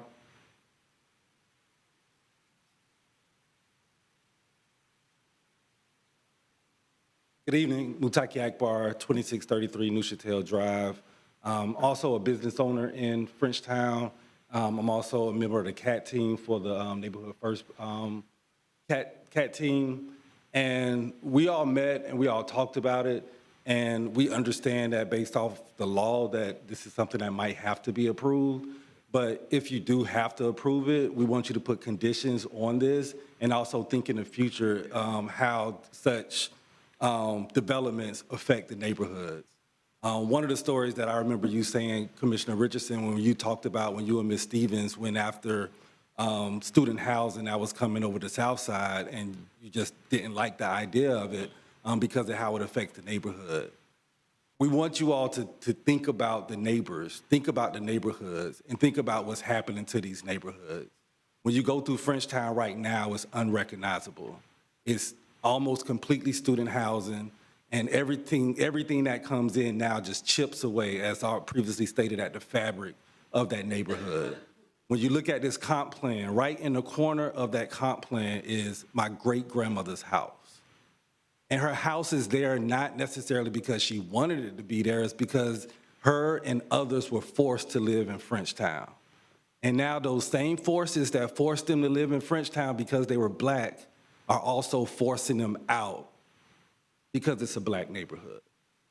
And just because we don't have the money to develop it, just because we don't have the money to buy up the block and do things that we want to do, that shouldn't be an excuse for the development to come in and move us out. Somebody needs to be at the table thinking about the people. Somebody needs to be at the table thinking about the generations and generations and generations of families, of blood, sweat, and tears, of culture, of all those things that built those communities. Because what are we going to get to replace it now? Maybe some stores, maybe some restaurants, maybe some housing that's not going to benefit the people who were forced to live there in the first place. That's not going to benefit the people who built those communities. So we're just asking to have a voice, to have not just a seat, but a voice at the table to think about the people. Thank you. Thank you, Mr. Akbar. Any other speakers, Mr. Cook? That was the last speaker on this item. Okay. Item 14.03, Commission. Any discussion? Commissioner Williams-Cox. Mayor Pro Tem, I want to thank the speakers for coming out to express concern. I just have to say for the public who may or may not know, this is not something that we take lightly, and we do have voices at the table. Attorney Akbar, as you know, you've been leading some efforts for the Neighborhood First program to for the CAT team and those members to make some decisions about what to do and how to do things in with buildings, facilities, land, and what have you. I think we have to also remember that student housing can't be built unless someone sells them that property. And so if that property is sold, then it leaves the family stock, which, you know, I get it. I'm from Quincy, and we're doing everything we can to try to hold on to family stock.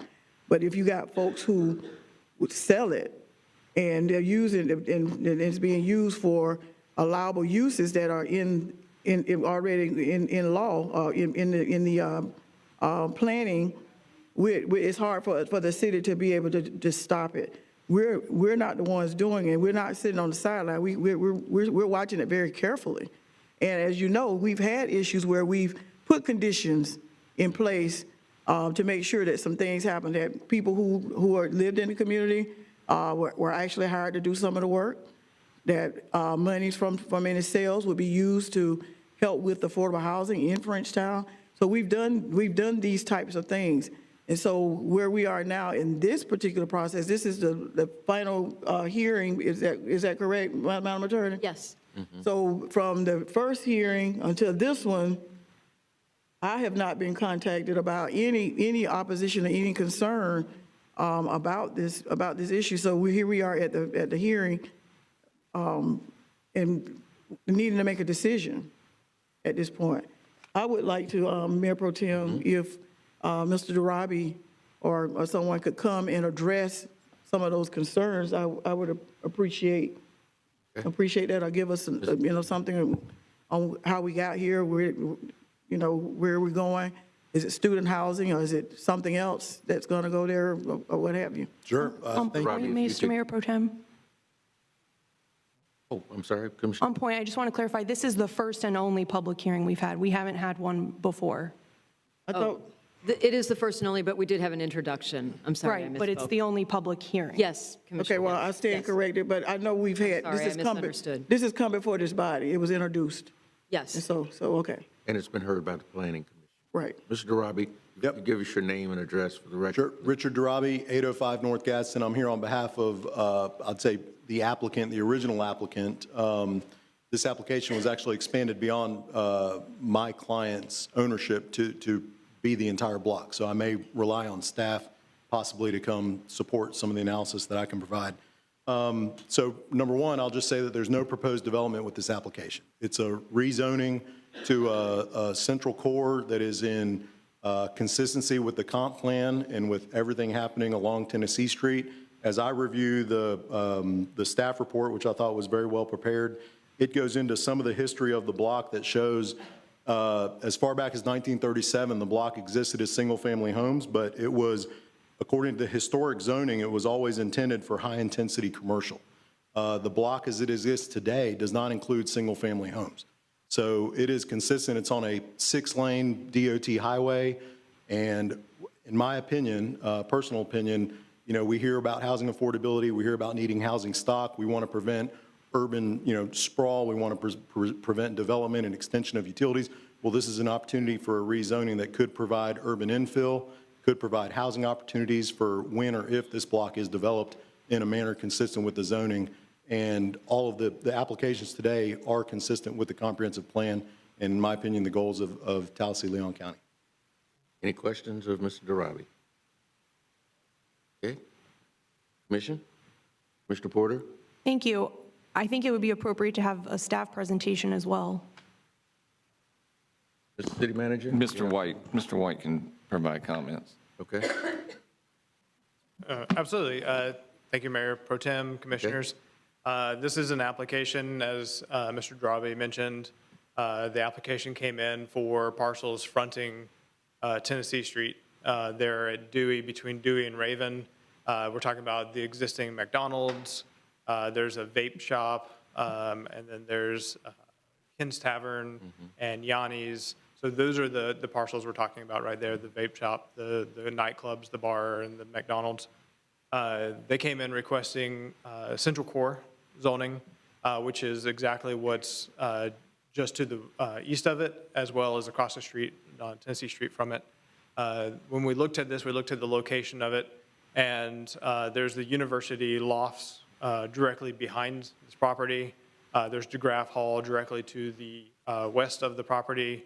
There's, it's now called the Hub, but formerly it was called Peerless, directly to the east of this, and then the approved PUD for up campus directly across the street. So we're looking at a block that is surrounded by student housing and multifamily development, kind of mixed-use multifamily development on all sides. When we look at this as well, we look at consistency with the comp plan, and there are really kind of three provisions outlined in the comp plan for when we're considering this specific type of amendment. One is it contiguous with other central core? The answer to that is yes. It's directly across the street. It's directly to the east of this property, so it met that criteria. When we looked at the other criteria, is it in the downtown overlay? The downtown overlay is an area where we're specifically looking at infill, intensification, higher densities, higher intensities. And the answer to that was yes as well. So this is definitely an area that has long been targeted for increased densities and intensities. And then we look at kind of the need for it. And when we look at that, we did an analysis of other properties in Central Core, and there really aren't just vacant properties in Central Core that are ready to be utilized. We also look at, as kind of was mentioned, we expanded this a little bit to include some other properties. The idea behind that was Tennessee Street right now has basically like substandard pedestrian facilities. The sidewalk is way too narrow for the uses there, especially adjacent to a 6-lane arterial highway. And so by increasing the densities and intensities and having uniform zoning across the entire block, it really gives an opportunity for, as redevelopment occurs, there to be a consistent frontage that meets current standards with the wider sidewalk. We'd have to coordinate with DOT on it, but our code would call for street trees and things like that, really enhancing and making the pedestrian space, the frontage, much more appropriate for the given context.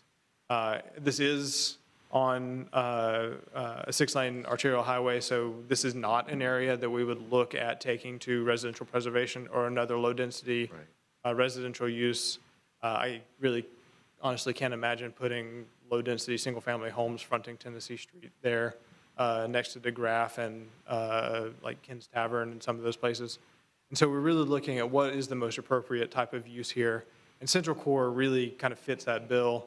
And by having the extra intensity and density and intensity over the current land use and zoning, it really gives you an opportunity to work with the site to allow the space needed to get that better frontage, that pedestrian environment there that you wouldn't otherwise get.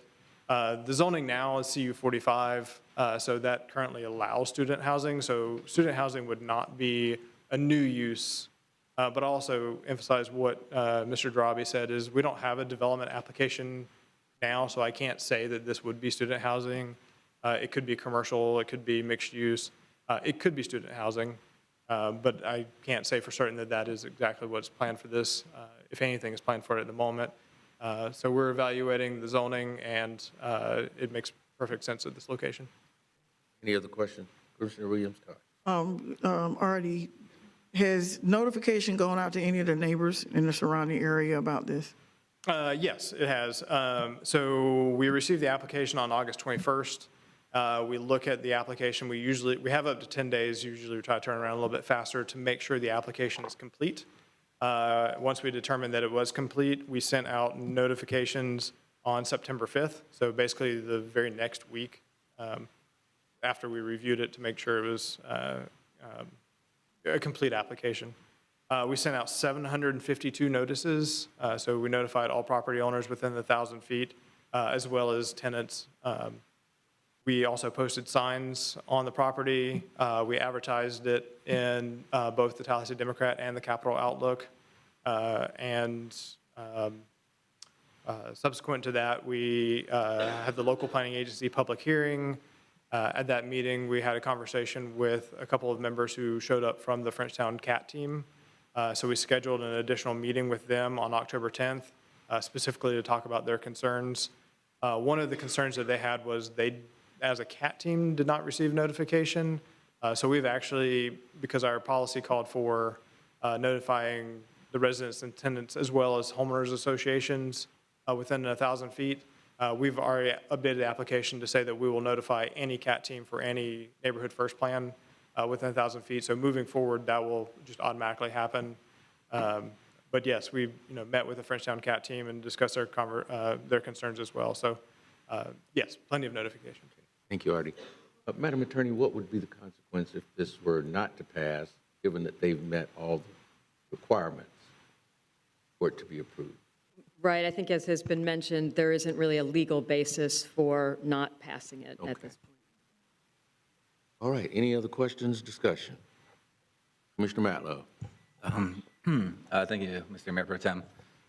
Artie, can you speak on, my understanding is the applicant was the 1.81 acres portion, but the other 5 acres, that's brought by staff to be included? That's correct. We looked at it, and instead of having half of a block being one zoning and the other half being a different zoning, we went to the local planning agency and recommended that they consider expanding it. And the local planning agency thought that that was the appropriate thing to do and recommended expanding it to be the entire block. And what was the reasoning for going that far back into the block? Just so it would be one full block. And kind of as I mentioned, when you look at the block, the very block behind it is University Lofts. The block to the east of it is I want to call it Peerless, the Hub. The block to the west of it is DeGraff Hall, and right across the street is Up Campus. And so we've looked at it and said, okay, the entire block kind of fits into this context. Okay. You said earlier no one would build single-family housing on Tennessee Street, but the current zoning allows for CU45? CU45 does allow any type of residential, but Central Core, you could also build a single-family house if you really wanted to. Okay, So but it's already zoned to be built more intense than just single-family homes. Right, 45 units per acre. Right, exactly. So this is an upzone.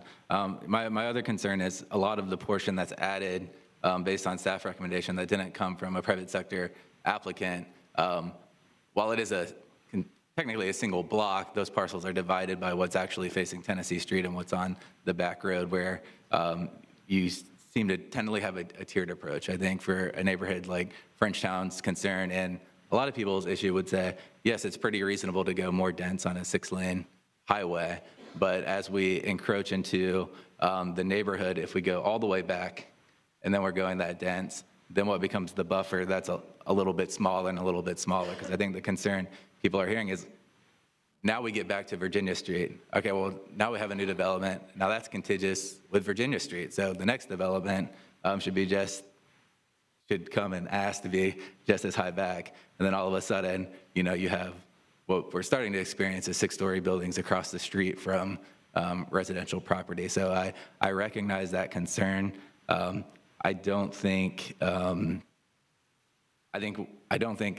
the private property owner's application should have been combined with something brought forward by our government. I don't think that makes sense. We could have considered those separately. I don't see a reason we have to accept a government-initiated application versus a private sector. And I think we should look at those separately, because we're told this a lot. There's no plan for development. There's no plan for development. We know there's a plan for development. We know the property owners know where they want to go. They know the properties that they want to acquire and where they want to get to. And I think we just need to be upfront about where we're trying to get and what staff resources we're using to get there. So I'd like to spend a little more time on this. I'm not ready to approve it today. Thank you, Mr. Mayor Pro Tem. Mr. Williams-Cox. I kind of on point, and Artie, I'm going to talk to you. As a former member of the Planning Commission, I know that this is done all the time when there's a request to make a section a certain category, then you look around to see what's around it, because it's just a matter of time that someone's going to come back and ask to have the next section. So I think it's forward thinking to look and think in advance to make it contiguous, because it wouldn't be right to have a bar, just as an example, that it's, a bar can be here, but a single-family home can be right here next, or a church can be built right here next to the bar. If you have an opportunity to make it contiguous and make it make sense, I understand why that was done. I've seen that done quite a bit. I do understand, Commissioner Matlaw, I agree with you in that we do hear quite a bit that we don't know what the development is, but we do know it's going to be developed, because right now something's there. But what is there now could be something that's not maintaining the value of the property. And so you need to do something to increase the property value, to increase the aesthetics of it being on Front Street, being an entry point into the city, with things that are going to be happening across the street, there with FSU or what have you. All those things have to be taken into consideration. And to come a plot at a time doesn't make sense when you can do it all at one time to make it all contiguous. And we've done this in other places. We've done this on Pensacola Street. We've done it in other places where we dealt with university transition. I don't have a problem with staff having looked to the next block. I do have concern that Frenchtown does seem to be prime real estate for student housing. I would hope that if we get an applicant for student housing for this property, that we do what we've done with others, that we do set some conditions and ask them to work with the neighborhood to do some of the things that the neighborhood may be asking for that will benefit the neighborhood for this sacrifice that they're having to make. So at the point of when there is an applicant and it is student housing, that we consider putting some additional conditions on it to help the neighborhood be cured to somewhat, not completely, we know it won't completely cure them, but to cure them somehow for this what should I say? I just call it student housing, additional high-intensity housing. So if we could consider that, Madam Attorney, I don't know how we would do that, and I don't know if we can do that here and now, or wait for someone to come and apply for some type of development to then impose ask that those kinds of conditions be imposed at that time. Madam Attorney? I actually do not know the answer to that question. May I ask Deputy City Attorney Lou Norvell to approach and see if he can respond to you? Okay. Thank you.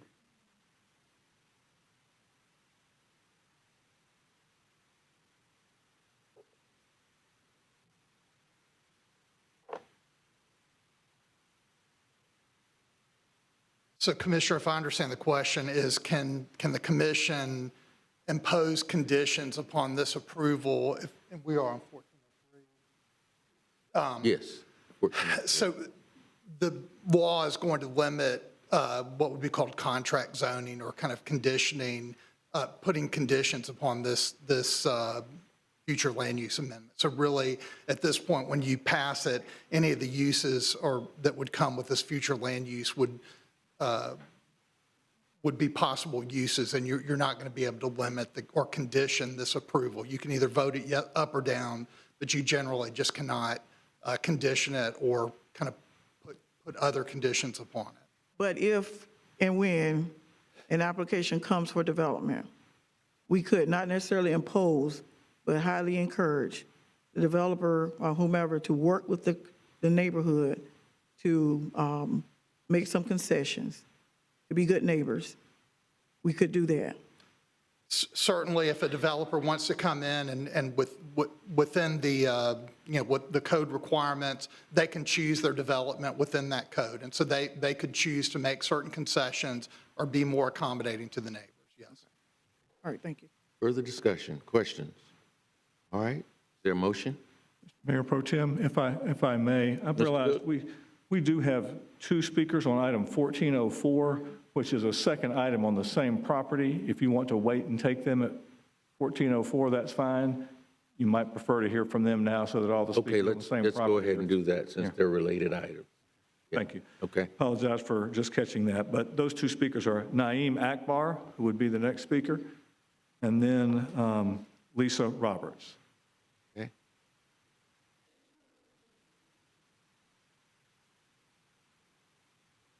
Akbar, we get your name and address for the record, please?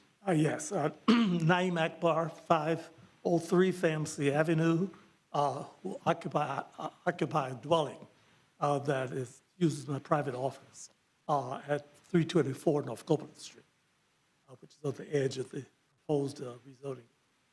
I understand from this discussion and assumed beforehand that this is probably pretty much a foregone conclusion about the acceptance of this extension of the megalopolis consuming the whole Frenchtown area.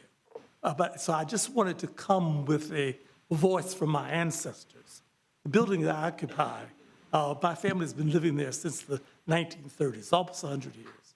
And my family now has been there for 5 generations. And so there's a lot of sentiment behind my expression. And it doesn't have a great deal to do with the commercial value or what the profits may come out of it, how many jobs may be created. It really has to do with a much more in-depth reality that can't be changed or bought out. And so I want to just simply call to the attention in making this decision that you really consider just the whole philosophical idea of your choice to erode and eliminate the whole idea of a neighborhood and turn it into an upscale transient community. Because student housing is nothing but a transient community. They have no commitment to building a community. They have no commitment to building a neighborhood. They're there hopefully to get out by 4 years at the most. And if they stay longer than 4 years, they become not only transients of the upper middle class type, but they become community transients of the kind that we had prior to this building. And that has already changed that neighborhood from a neighborhood of people who had a lifetime and long-term, multi-generational commitment to building community. And of course, we could not compete. We didn't have $1 billion bank account to say that we'll develop this. We'll take the initiative to do that. And so whatever incentives you might have given to the developers, you would have to come up with much greater incentives for us to be able to compete with that. So that's the problem. The second issue is my concern about... You have about 30 seconds. Oh, how many seconds? 30 seconds. Okay. But all other concern is just the infrastructure. One of the earlier speakers spoke to that. Even though Tennessee Street is 6 lanes, all the side streets are too narrow, like horse and buggy narrow streets. Dewey, Virginia, Copeland, and you can't, and if you think the homicides, the vehicular homicides on Tennessee. You're at your 3 minutes. All right, I'm finished. Thank you, Dr.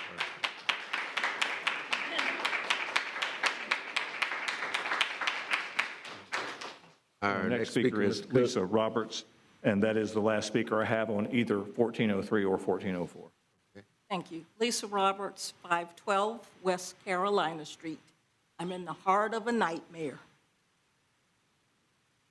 I actually live in Frenchtown. My family has lived there generationally. I don't just stay in Frenchtown. I have been living in a construction zone for about 40 years, and I'm sick of it.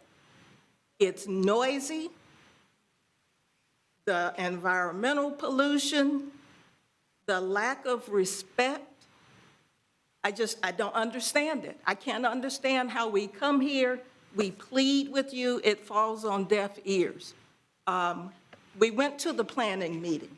We were told, I believe, I'm not sure who's here from that, but there was no opportunity really to stop what was going on. So to say that this is the first that you're hearing about it, it's our first opportunity to be able to come before you and let you know how we feel about it. It's horrible. The traffic, the noise, the trash. We've always had neighbors that we could go and say, can you please such and such and such? And we were safe and comfortable to do that. If I go next door and ask people to not walk their dogs on private property, I'm cursed out for it. I'm told off. And then in retaliation, people come and let their dogs relieve themselves on my lot. What am I to do? I don't know what more we can actually do. I live in an echo chamber. When I call the police and they ask me, where is the noise coming from? I have no idea. The police officers come, they have no idea either, because I'm in the middle of a bowl. We can't endure any more of this. I have 4 college degrees. I'm not anti-student by any means, but as Dr. Akbar said, they're transients. They're here for a few years, they have a good time, they have fun, they have no commitment to the neighborhood. The commitments from some of the businesses, they change hands. The standard, they weren't supposed to be able to put flags up. Well, they're owned by somebody else now, so the agreement, null and void, means absolutely nothing. You're at 30 seconds. So it's just, I don't know what more we can do to get help. That's what we need, not more student housing. And if you don't know what's going there, then don't approve it. If you can't say it's going to be this, or that, don't approve it. Then they can't build another mega complex there. But I'm living in a tunnel or a bowl now, so something has to change. You're at 3 minutes.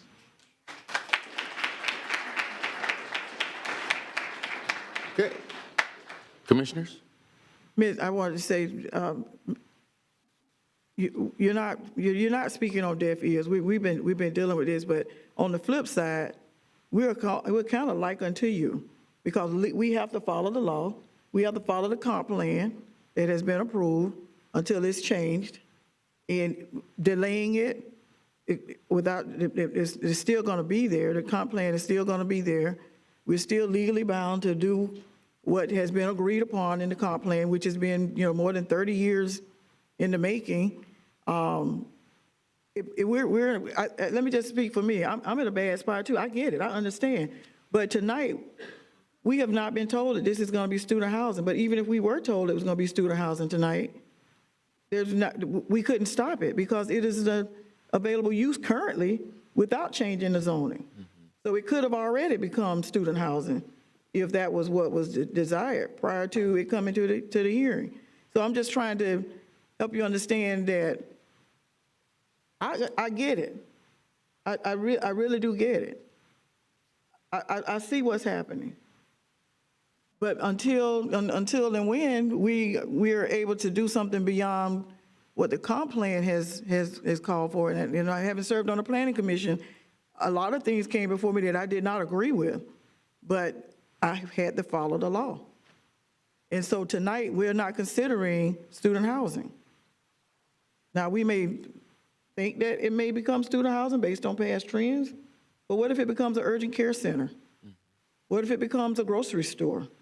What if it becomes some other allowable uses? We just don't know until someone makes an application. And that's why I was saying, once we know what the intended use is, then maybe we can work together, whoever the developer is, can work together with the neighborhood to try to make some concessions. And I understand about generations of land and families and that kind of thing. I come from that. But we are bound by law that's been on the books long before we got here, long before I got here. Thank you, Mayor Pro Tem. Is that a motion? I move that we adopt the ordinance. We're on 1403, right? 3, yes. Okay. 14. That we adopt the option number 1. Okay. Is there a second? I'll second it. Any further discussion? Any questions? Commissioner Porter? I'm wondering, thank you, Mr. Mayor Pro Tem. I'm especially, I agree, I mean, I'm concerned about the expansion and that was not, that came from city staff instead of the applicant themselves. And that does make a difference to the impact, but is also not just to the impact, but also to how I view the consistency with the comprehensive plan. And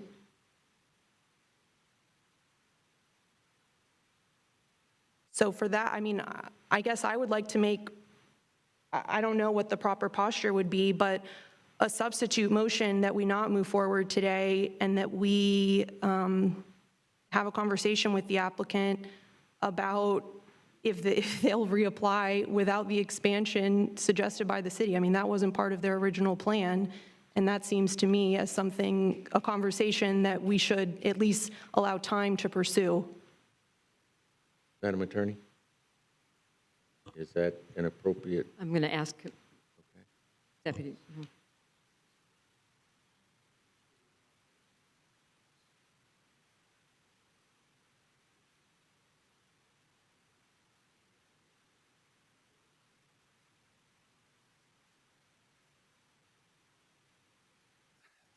So Commissioner, and speaking with Artie, so you could split this. So again, you've got the parcels that were part of the initial application. Planning staff then recommended the expansion. I would like to defer to planning staff on this, but you could split it. I'm taking, and I'd like Artie to be able to speak for himself, but if I understand that planning staff, well, it may be better for Artie to split it.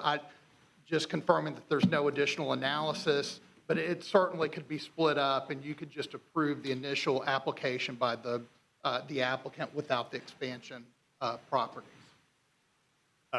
What Lou said. Yes, that is an option. When we look at consistency with the comp plan, it was basically those three criteria. Is it contiguous? Is it inside the downtown overlay? Is there a kind of a demonstrated need for it? And the original application area meets those criteria, so we wouldn't need to do any additional analysis. So Commissioner, if I understand your question, you could move to amend this and only approve the map amendment for the parcels that were part of the original application. This will also change 1404 because if I understand it, you could not approve the rezoning for the expansion parcels if you only approve the map amendment for the part of the original application here tonight.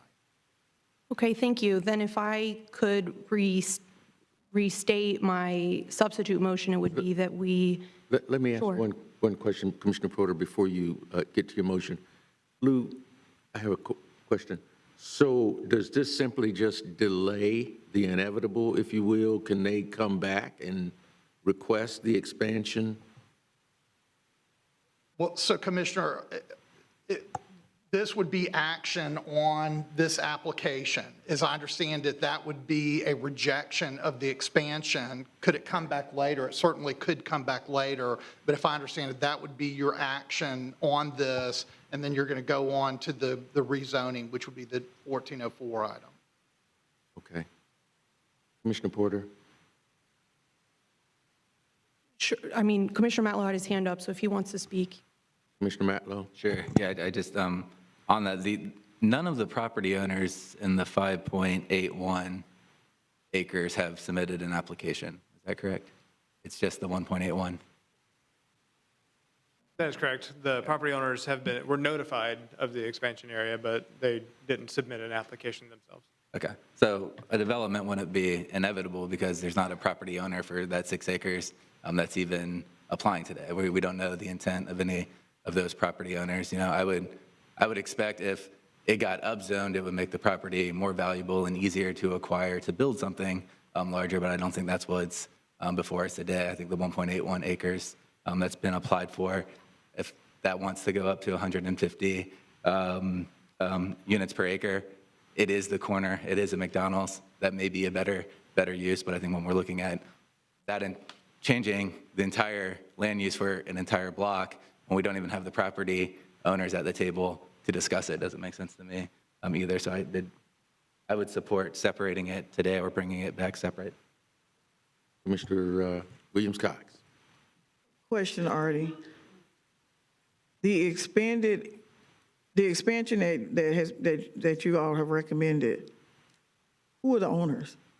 Are they the commercial owners, or are they land people with homes there, or what? It's a variety of different owners. I don't believe there's any residential property there, but it would include the other commercial space on the block. Okay, so it's commercial property already. It's not residential. That's correct. The expanded part. Right, that's correct. So I guess I'm trying to figure out, what are we doing then? Yeah. If we're not, because if we were displacing homeowners, or we were displacing folks who are living there, I could get it. But if it's commercial, there's something already on the property, right? That's correct. And, as we kind of looked through this, we looked at the Frenchtown Neighborhood First Plan, and they specifically talk in the plan about not having student housing displace the residents of Frenchtown. When we looked at this, we determined that that's not the case, so we're not creating an inconsistency with the Neighborhood First Plan, because we would not be displacing any existing residents. Okay, so I don't have a problem with the split, but I do think that it is inevitable. It's going to come back at some point. But for the sake of tonight, if we got to die by the split, then let's do it. But in the near future, probably whenever, we're going to be back here looking at the rest of it. Is that what you're, in your opinion, is that you think that's where we're headed? It would not be surprising if some of the other property owners on that block came in at some point in the future with an application. It may be piecemeal, it may be kind of the rest of the block. But for now, we only know that the applicant themselves came in with an application. So kind of looking into my crystal ball, if you will, I wouldn't be surprised to see future applications here, but I don't have any indication that there would be coming in anytime soon. Okay, well, I can support the motion on the table, but I just go on the record that I think that it was foresight by staff to see this and not have to come back to it again. But if we want to come to it again later on, I can support the split. It's still not going to stop student housing if in the future that's what the application comes back to being. So, okay. Okay. Commissioner Porter, did you have a motion? Never mind. Did you have a motion? Yeah, I made the, yeah. Would you restate your motion, please? Yes, the motion is that we adopt the original application. Okay, is that sufficient, Madam Attorney? Okay, is there a second? I'll second it. Okay, there's a motion and a second. All in favor of the motion signify by saying aye. Aye. Aye. Opposed?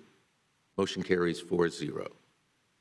That is item 14.03. So that takes us now to 14.04. Any speakers on that item, any additional speakers on that item, Mr. Cook? No, sir. Okay. Is there a motion? I need to read it. Oh, I'm sorry, Madam Attorney. So, Correct. thank you. Item number 14.04 is the first and only public hearing on ordinance number 24-Z-35, an ordinance of the City of Tallahassee, Florida, designating land as central core on the official zoning map from central urban CU 45 on 7.17 acres at the northeast corner of Dewey Street and West Tennessee Street, between West Virginia Street, North Copeland Street, West Tennessee Street, and Dewey Street, providing for conflict and severability and providing an effective date. The recommended action is option 1, conduct the first and only public hearing and adopt ordinance number 24-Z-35. Any ex parte disclosures concerning this item are available via the hyperlink included in the agenda item as published in the board doc system. Okay. Is there a motion or discussion? Commissioner Matlow. Thank you. And Lou, can we amend this the same way to include the 1.81 acres, or do we need to bring it back? Yes, Commissioner, so I understand that you need to make an amendment here that you're only going to rezone those parcels that you just changed the future land use on. So it's the parcels that were part of the original application is only what you are rezoning now. Okay. Then I'll move that we adopt the rezoning, but modify the ordinance to only include the, I guess, 1.81 acres of the previous item. Second. There's a motion and a second. Any questions, discussion? Hearing none, all in favor of the motion signify by saying aye. Aye. Aye. Those like sign, motion carries 4-0. Okay. That's it for the public hearings, and we will move to.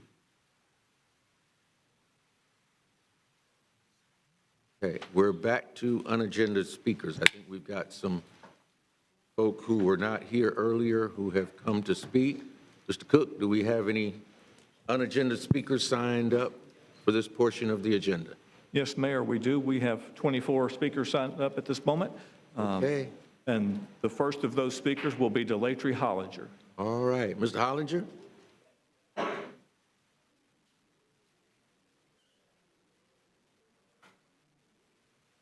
Give us your name and address for the record. You'll have 3 minutes. Good evening. Good evening. Delatry Hollinger, 750 Wells Street, Tallahassee. I'm here to talk to you this evening about a phenomenal woman. And Commissioner Richardson, in March of 2023, brought before this body a request from the Florida Civil Rights Museum to dedicate a historical marker in her honor at the site of her former home, Miss E. Lillian Spencer's former home on Eugenia Street and FAMU Way. And certainly we're thankful for that. We have ordered the marker. It is on the way. But I discovered new information on Friday. And the marker has already been paid for. It's being shipped.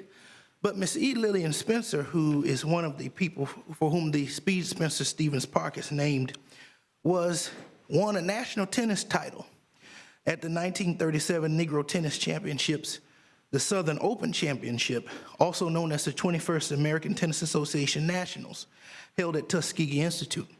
Ms. Spencer and Bertha Isaacs of Nassau, Bahamas, won the Women's Doubles Championship, and she's also mentioned in the International Tennis Hall of Fame.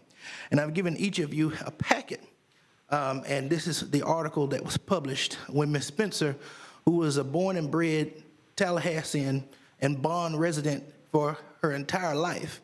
And so I went to, certainly, Commissioner, we had already discussed this over a year ago, but I went to try to find out where this great lady was buried.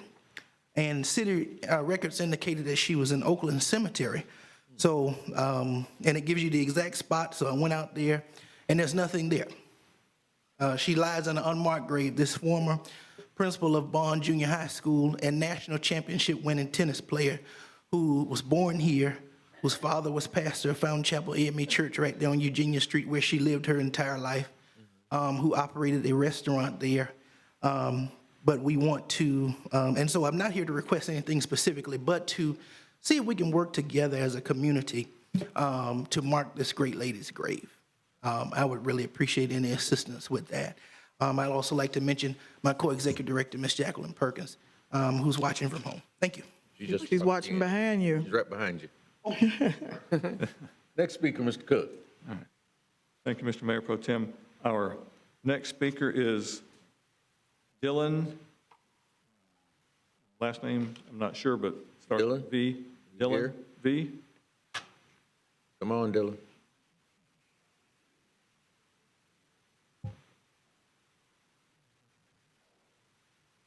He'll be followed by Oliver Cheese as the next speaker. All right, give us your name and address for the record. And I'm Dylan Warford, 405 West College Avenue. I'm here at TCAC. We're demanding police accountability. We want the CPRB reinstated. We want justice for Calvin Riley. And we want to stop this surveillance in Tallahassee with the Capital Region Real-Time Crime Center. And basically, like what I've been hearing today and seeing, and it's like every single time I come here, There's people coming, expressing their grievances. You've got people with deep roots in their community, in their neighborhood. They come. Guess what? They don't want this development there. They want some sort of say in how their community is going to progress. They want to just at least have a seat at the table and talk. But then you have people representing developers come up and, okay, developer talks, let's go sit down. Oh, could you come back up? We have another question for you. Would you like to talk more? People from the community. I've been here for generations. This is happening in my neighborhood. I'm concerned about it. The community doesn't want it. Okay, 30 seconds up, go back, sit down. No questions. No questions to come back up. Okay, how would you like to see your community move forward? How can we work together? None of that. So that's just one theme I keep noticing. And it's really disgusting when you got people who have deep roots in this community who actually care about the community.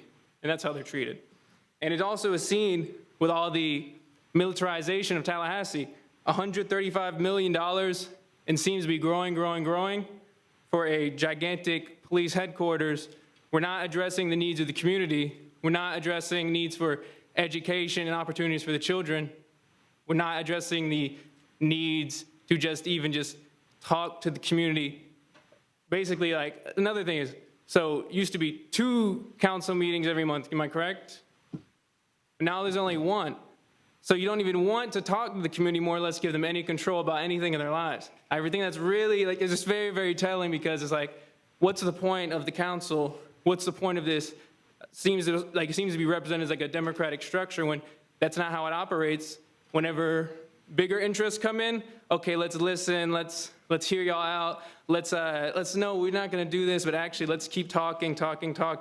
We're actually gonna give you what you want, or, oh, we'll just do the split block right now. We'll upzone half the block, and then we're just gonna talk about the other half later, and it seems like many of y'all just wanna upzone the entire thing, completely ignoring everyone else. I know Jeremy said, hey, he's like, I feel like 30 seconds. Jeremy and I believe Ms. Porter are the only ones who said anything about like, hey, let's at least like slow down on this at the very least.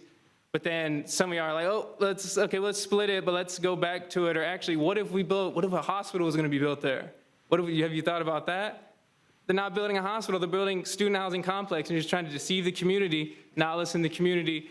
And yeah, I think basically there needs to be a lot of change in how the city's even ran and how you listen to the community, because Thank you. it's very disgusting how things proceed in this manner. Our next speaker is Oliver Cheese, and then Ryan Slage.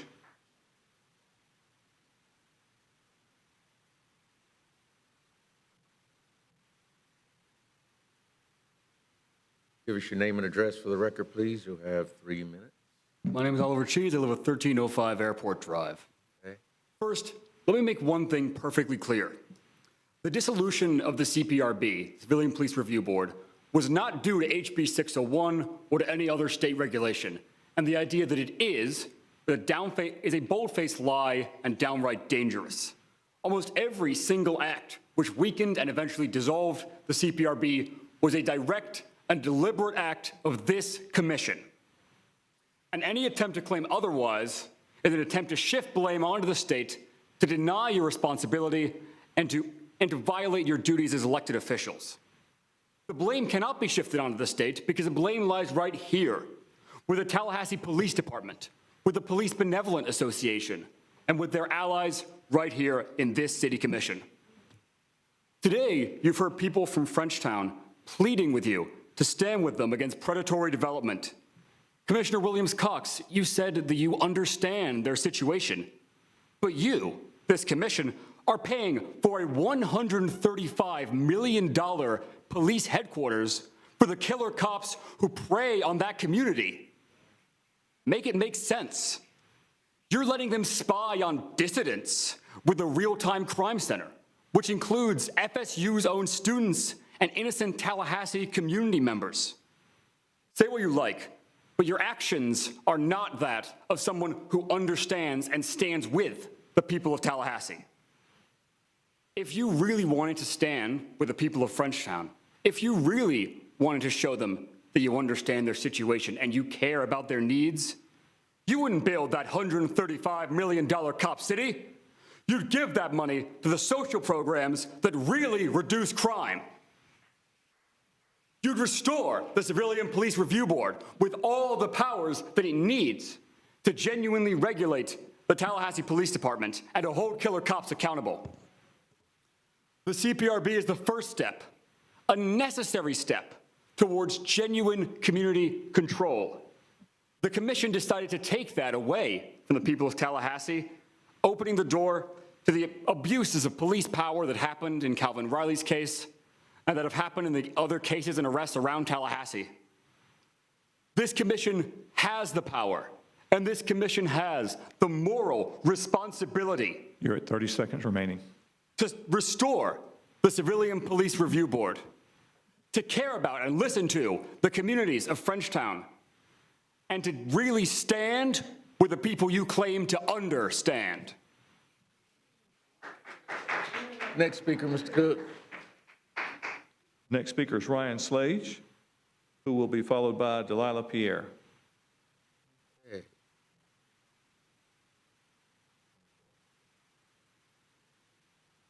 Ryan, if you could give us your name and address for the record, please. You have 3 minutes. My name is Ryan Slage. I live at 2211 Mulberry Boulevard. Okay. I don't have much to say in addition to what was just presented by Oliver, but I would like to second the recommendations of TCAC to restore the Citizens Police Review Board, as I believe that it is below the bare minimum of what is needed for police accountability in the city. When I woke up that morning and saw the case about Calvin Riley on the front page of my social media, I felt ashamed as a Tallahassee resident. I felt ashamed as a resident of Florida. And it reminded me of the dissolution of the CPRB that we so valiantly fought for those years ago. And I'm demanding it be restored. Thank you.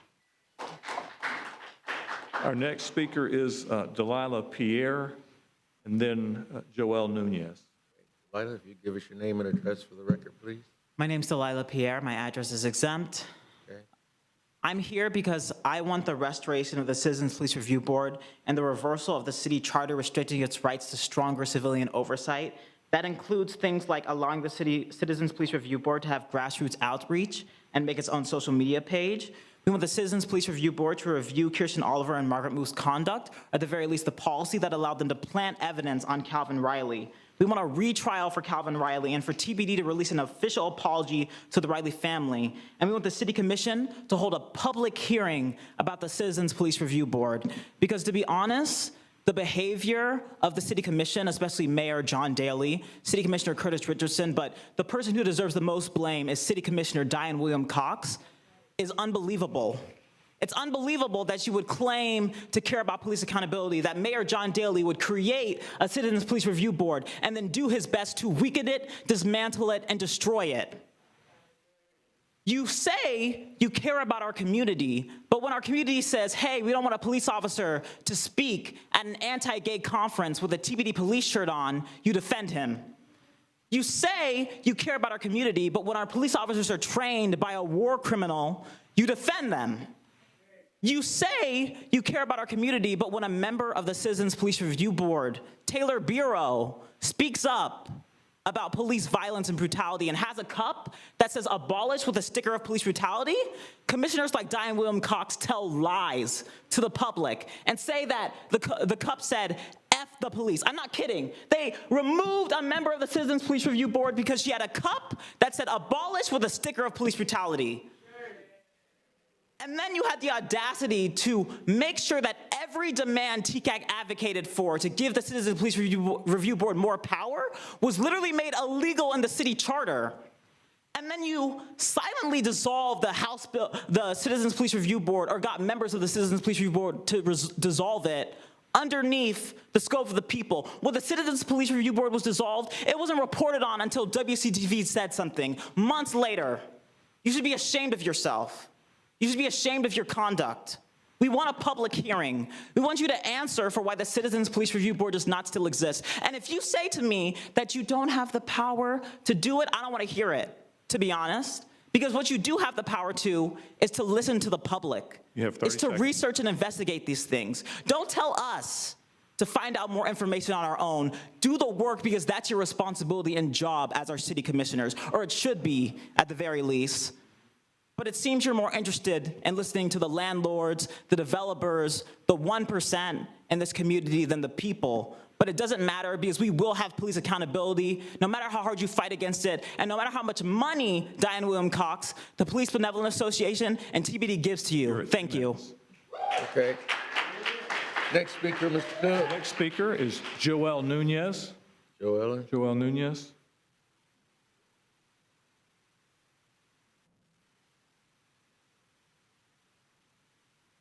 Hey, your name and address for the record, please, and you have 3 minutes. Hello, my name is Joel Nunez, and my address is the beautiful city of Tallahassee. All right. All right. The people are tired of the sneakiness. The people are tired of the lies, and the people see through the hypocrisy. You come to just one of these meetings, and it is immediately obvious who the board, who the commission really listens to, who the commission really responds to, and who the commission is really working for. And it is not the people of Tallahassee. Why is it that with the police station, such little notice was given to the public, such little opportunities for public input were given? All of this, the whole process in which the price essentially doubled, right, happened without any public input. Why is it that taxpayers have to pay for this institution that's going to oppress them and then not even have a say in how that's going to go? All right, how are we going to say we have no money in the budget for the firefighters or for affordable housing or for whatever else people actually want, but when it's time to jack up the price on a new police development, there's plenty of money for that. $200,000 for laptops, there's plenty of money for that. Same, right? You claim to be a democratic body to represent the people, to really listen to the community, but then when the community has input on how they're policed, on how their tax dollars are going towards, brutalizing them and literally killing people, like it's families with people that they will never see again because of the police, and they don't even have the opportunity to express that to a board with the power to actually regulate these things. That is completely irresponsible. The people have a right to monitor and control how their tax money is getting used against them. I should not have to see every football game police officers going down the street with these militarized vehicles with AR-15s on them. I just don't see why our money going towards that is keeping us safe. I don't see why any of that is necessary. And we really, really need police accountability, right? Because when we give all this money for this militarization, when they inevitably use it, right, there's nobody to check the police, right? We're giving all this power to the police, but nobody has the power to check the police when they abuse that. As we can see with the case of Calvin Riley, right? They're planting evidence. All the instances of police brutality, police murder. Who is going to tell them to stop? We need a body with the power to hire and fire officers, or at the very least, just for the city to open the floor for public input on how the people want to be policed, right? If y'all want to stand for democracy, then stand for it. Stand with the people, invest in the people, not in, these private interests. Thank you. Thank you. Next speaker, Mr. Cook. Next speaker is Tavian. Tavian is next and will be followed by Aiden. All right, Tavian, give us your name and address for the record, sir, and you have 3 minutes. My name is Tavian, and I live in Tallahassee. I'm a student at FSU and an organizer with Tallahassee Students for a Democratic Society. Okay. Earlier this year, footage was released of TPD Officer Kirsten Oliver planting evidence in Calvin Riley's vehicle. Because of this, the case should have been immediately thrown out for the blatant police misconduct, but our city commission had by that point dismantled the Citizens Police Review Board, which was hard fought and won by the people of Tallahassee. And let me repeat that, hard fought and won. The Citizens Police Review Board was demanded, struggled for, and won by Tallahassee residents in 2020. It was not granted by the city commission out of the goodness of their hearts. What very little of that is. I'm talking to you, Curtis Richardson and Diane Williams-Cox. The Citizens Police Review Board was established because the people in this city put the pressure on you, and you were scared. Never forget that. And don't ever forget how narrowly you won the election, Curtis. If you keep placating to the racist, abusive cops in the Tallahassee Police Department and the rapacious developers in the city, you will feel that heat again, and you can kiss your seat goodbye. What happened to Calvin Riley only scratches the surface of TPD's crimes. Black residents in Tallahassee are terrorized every day by these cops. Raheem Reeder and Tony McDade were murdered by TPD, and their killers were let off without so much as a slap on the wrist. For those reasons, myself and Tallahassee Students for Democratic Society stand in unconditional solidarity with the demands of the Tallahassee Community Action Committee, which are: we demand that there's a restoration of the Citizens Police Review Board and that there's a reversal of the city charter that's restricting the right to a stronger civilian oversight. We demand to have the CPRB review Kirsten Oliver and Margaret Muth's misconduct when it is restored. We demand that the City Commission advocate for a retrial for Calvin Riley and TPD release an official apology to the Riley family. How much time do I have left? 40 seconds. Okay. Furthermore, why are we wasting so much taxpayer money on police headquarters? $135 million? Do you know how much good that could do in this city? And you're spending it on a racist institution like TPD to further oppress and abuse black people in this city? I'm sure y'all could brainstorm better ways to use that money, and we could give you some suggestions too. We are residents of this community, and we should have a say. So I yield my time. Thank you. Next speaker, Mr. Cook. Next speaker is Aiden. Aiden will be followed by Thomas Spears. All righty. You give us your name and address for the record, please. You have 3 minutes. My name is Aiden. I'm from Tallahassee. Hey, Aiden. I am here today as one of the many representatives of the Tallahassee Community Action Committee. I'm sure you can see them over there.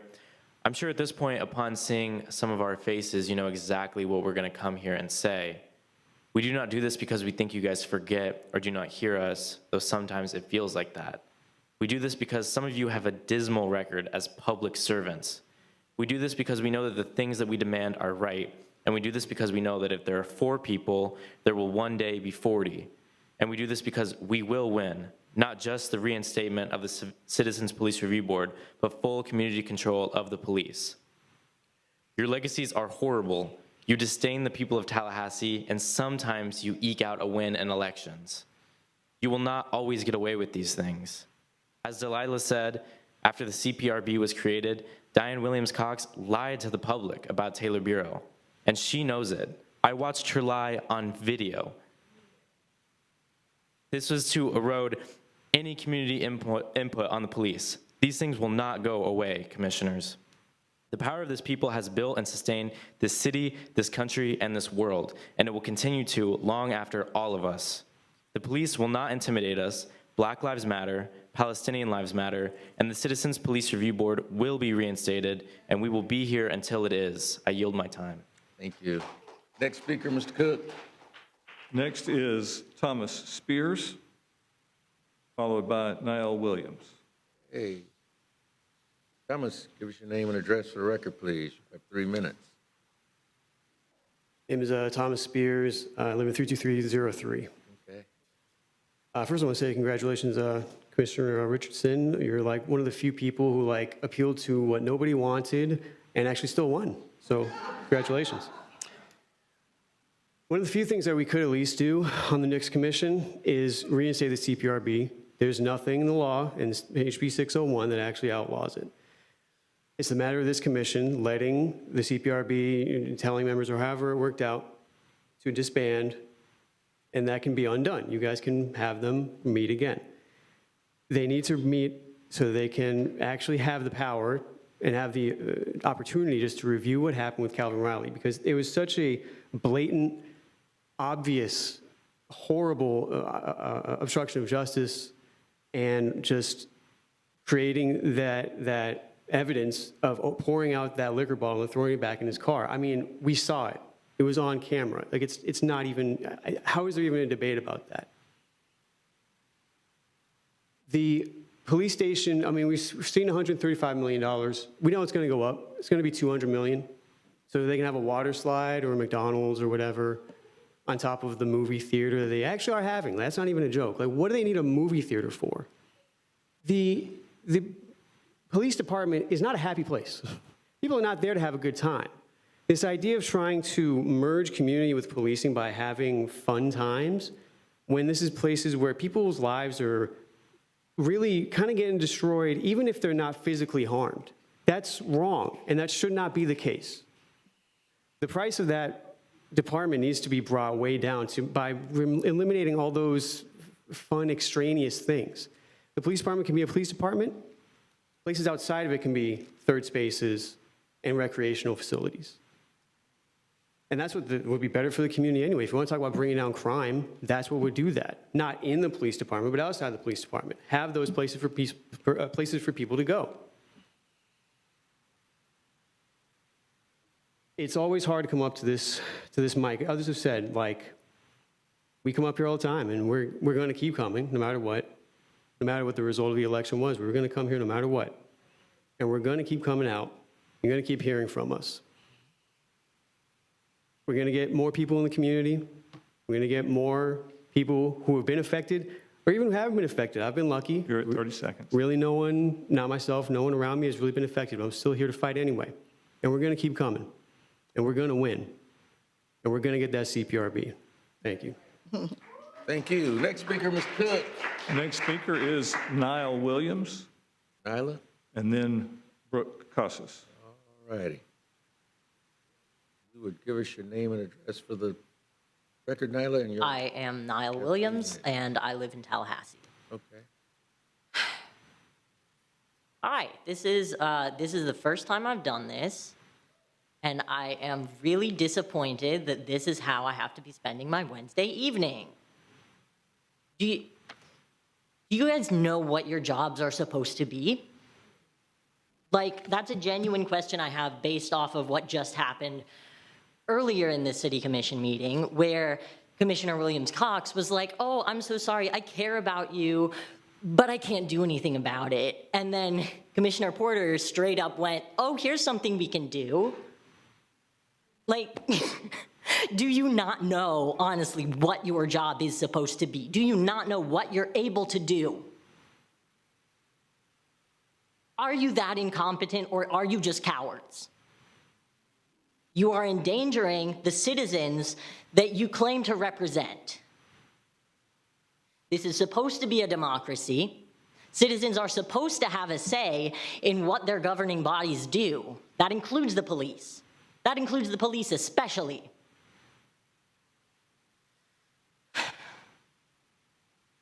I support the TCAC's demands. You need to reinstate the Citizens Police Review Board. You need to stop sending $135 million to a new police headquarters that will militarize a police that already commits atrocities on the city of Tallahassee. What is wrong with you? Like, honestly, what is wrong with you? I am completely baffled by how little you care. Like, why would you go to the lengths of running for office? Why would you go to the lengths of being like, I want to serve my community? And then you don't do anything. You just sit there, you listen, you're like, oh, here's a rich person, let's do what they want, because they're probably handing me money under the table. Shame. Yeah, shame on you. Thank you. Mr. Cook, next speaker. Next speaker is Brooke Casas, and then Regina Joseph. Brooke. Your name and address for the record, please. You'll have 3 minutes. My name is Brooke Cassis, and my address is exempt. All right.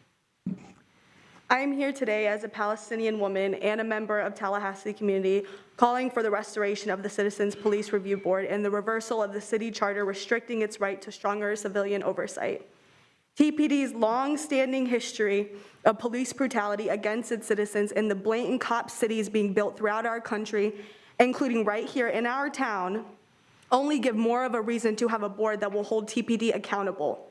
I demand that the City Commission hold a public hearing about the Citizens Police Review Board so the community members have the opportunity to support its return.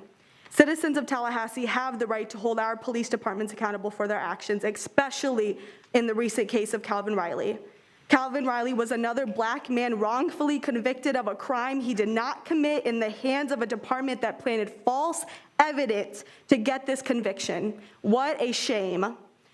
Our criminal justice system has shown us over and over again that it will not uphold justice. So when our city actually listens to its citizens and restores this Citizens Police Review Board, I demand that the board reviews Kirsten Oliver and Margaret Muth's conduct in the Calvin Riley case, and that TPD releases an official apology to the Riley family for their misconduct. And I urge you all to demand for a retrial for Calvin Riley, as we have all been aware of the heinous harassment and misconduct he has faced before, during, and after his trial. I yield my time. Thank you. Next speaker, Ms. Cook. Next speaker is Regina Joseph. Regina Joseph, followed by Danielle Baroque. Regina, if you give us your name and address for the record, please, and you'll have 3 minutes. My name is Regina, and I will not be giving my address.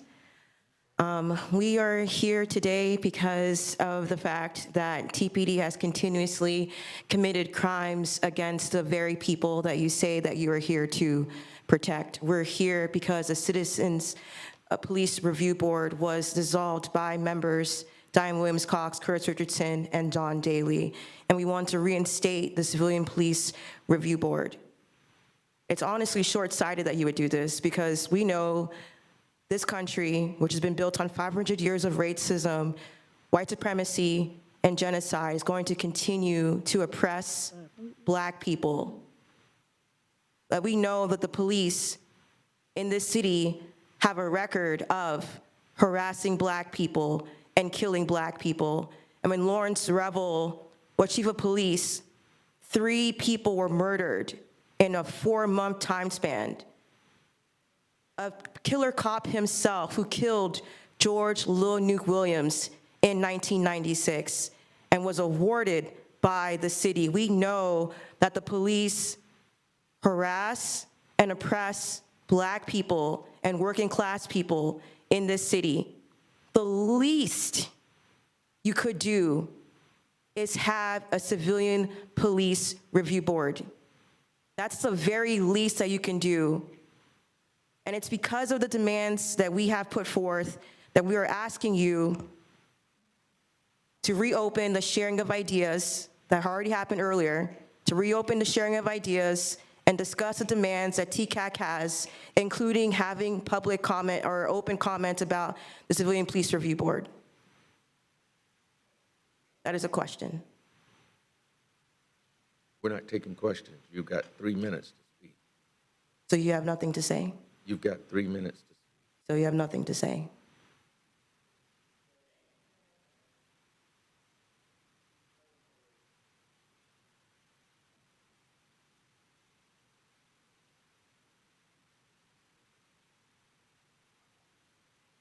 So you have nothing to say? Oh, yep, enjoy your water. We want you to reopen the sharing of ideas and discuss the demands that we brought up today. You've got 30 seconds. And why can't you respond? You've got 30 seconds. And why can't you respond? You have no problem talking to other people, but why can't you talk to me? Am I not a person to you? Am I not human to you? Do I not breathe to you? You don't have any words for me at all? You won very narrowly yesterday, so don't get too comfortable now. Do you have anything to say? You're at 3 minutes. You're done. You're done. Mr. Cook. Next speaker is Danielle Baroque, and then Tommy Woodward. You could give your name and address for the record, please. You have 3 minutes. Hello, my name is Danielle Baroque. You tried very hard, but not too well. I will reserve my address so you can find out your own way. I stand with TCAC's demands. Additionally, I find it highly alarming that we even have to request that this board be reinstated after when your officers like Kirsten Oliver have made it abundantly clear that they will do anything to unlawfully arrest and prosecute Black people. After when you build your foundation off of our backs, sweat, and blood, you spit in our faces by giving Mr. Riley an unfair trial and planting evidence on him. You fold your hands and you sip your water. You look at me snidely, but yet you have no remarks and no regard for the terrible treatment that you treat our Tallahasseans and our black people here in this very state and city. God, disgusting. You think the community wouldn't question that? You think we can have trust within the ratified slave catchers? I haven't been here long enough in Tallahassee, but I can say within the past year, I have zero belief that anything the TPD does is for us as in the community, not just the rich white folk who pay for your seats to be here, which is very clear since you have nothing to say and actually nothing productive to say. Within this hour that I've been here, you've all said nothing of substance except for Jacqueline Porter and maybe Matlow. And one last thing. Make better sidewalks for pedestrians, especially in our greater, less fortunate neighborhoods like in West Tennessee. You'd rather drop $135 million for men in suits to play around with our livelihood, but not give us decent road to walk on without getting killed. There is no reason why that it should take a sorority girl in FSU to get struck by a car that should be going too fast for someone to finally put up decent sidewalks. It's disgusting that we have to get killed every day just by getting to work, our school, or just to go home to feed our children. It is not fair that our family members have to wait for us to go home just to find out hours later that we were struck by someone that shouldn't have gone too fast and by a street that we've been calling on for better sidewalks. You hear these people and other greater Tallahasseans that have been here longer than myself ask for this construction to stop. Ask, maybe, listen to the community. I don't know, maybe not just look at us like we're crazy all the time. You're at 30 seconds. Thank you. Instead of more housing, maybe better transportation. Maybe listen to your community instead of ignoring us. We do not need a cop city where you steal our tax dollars to pay for nonsense, where they can have little cars to play around and food courts. We need this money for the police, or for the people, not police, excuse me. It's the last thing we need here, especially in this city. We have more than enough. You infiltrate our schools to think more cops, the better, yet no one feels safer with them around, and it's very clear here You're at today. 3 minutes. I reserve my time here. Thank you. Thank you. Next speaker, Mr. Cook. Tommy Woodward will be followed by Kenan Rossello. All right, Tommy, give us your name and address for the record, please, sir, and you will have 3 minutes to speak.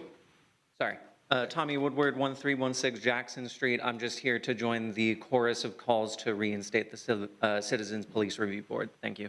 Oh, thank you. Okay. Next speaker. Kenan Rossello, who will be followed by J.J. Gluick. All right, sir, if you give us your name and address for the record, please. I'm Ken Rosello. I live in Tallahassee. I just wanted to restate what everyone here has said, and I think transparency is a bare minimum. Thank you, sir. Next speaker, Mr. Cook. J.J. Gluick is next. J.J.? Okay.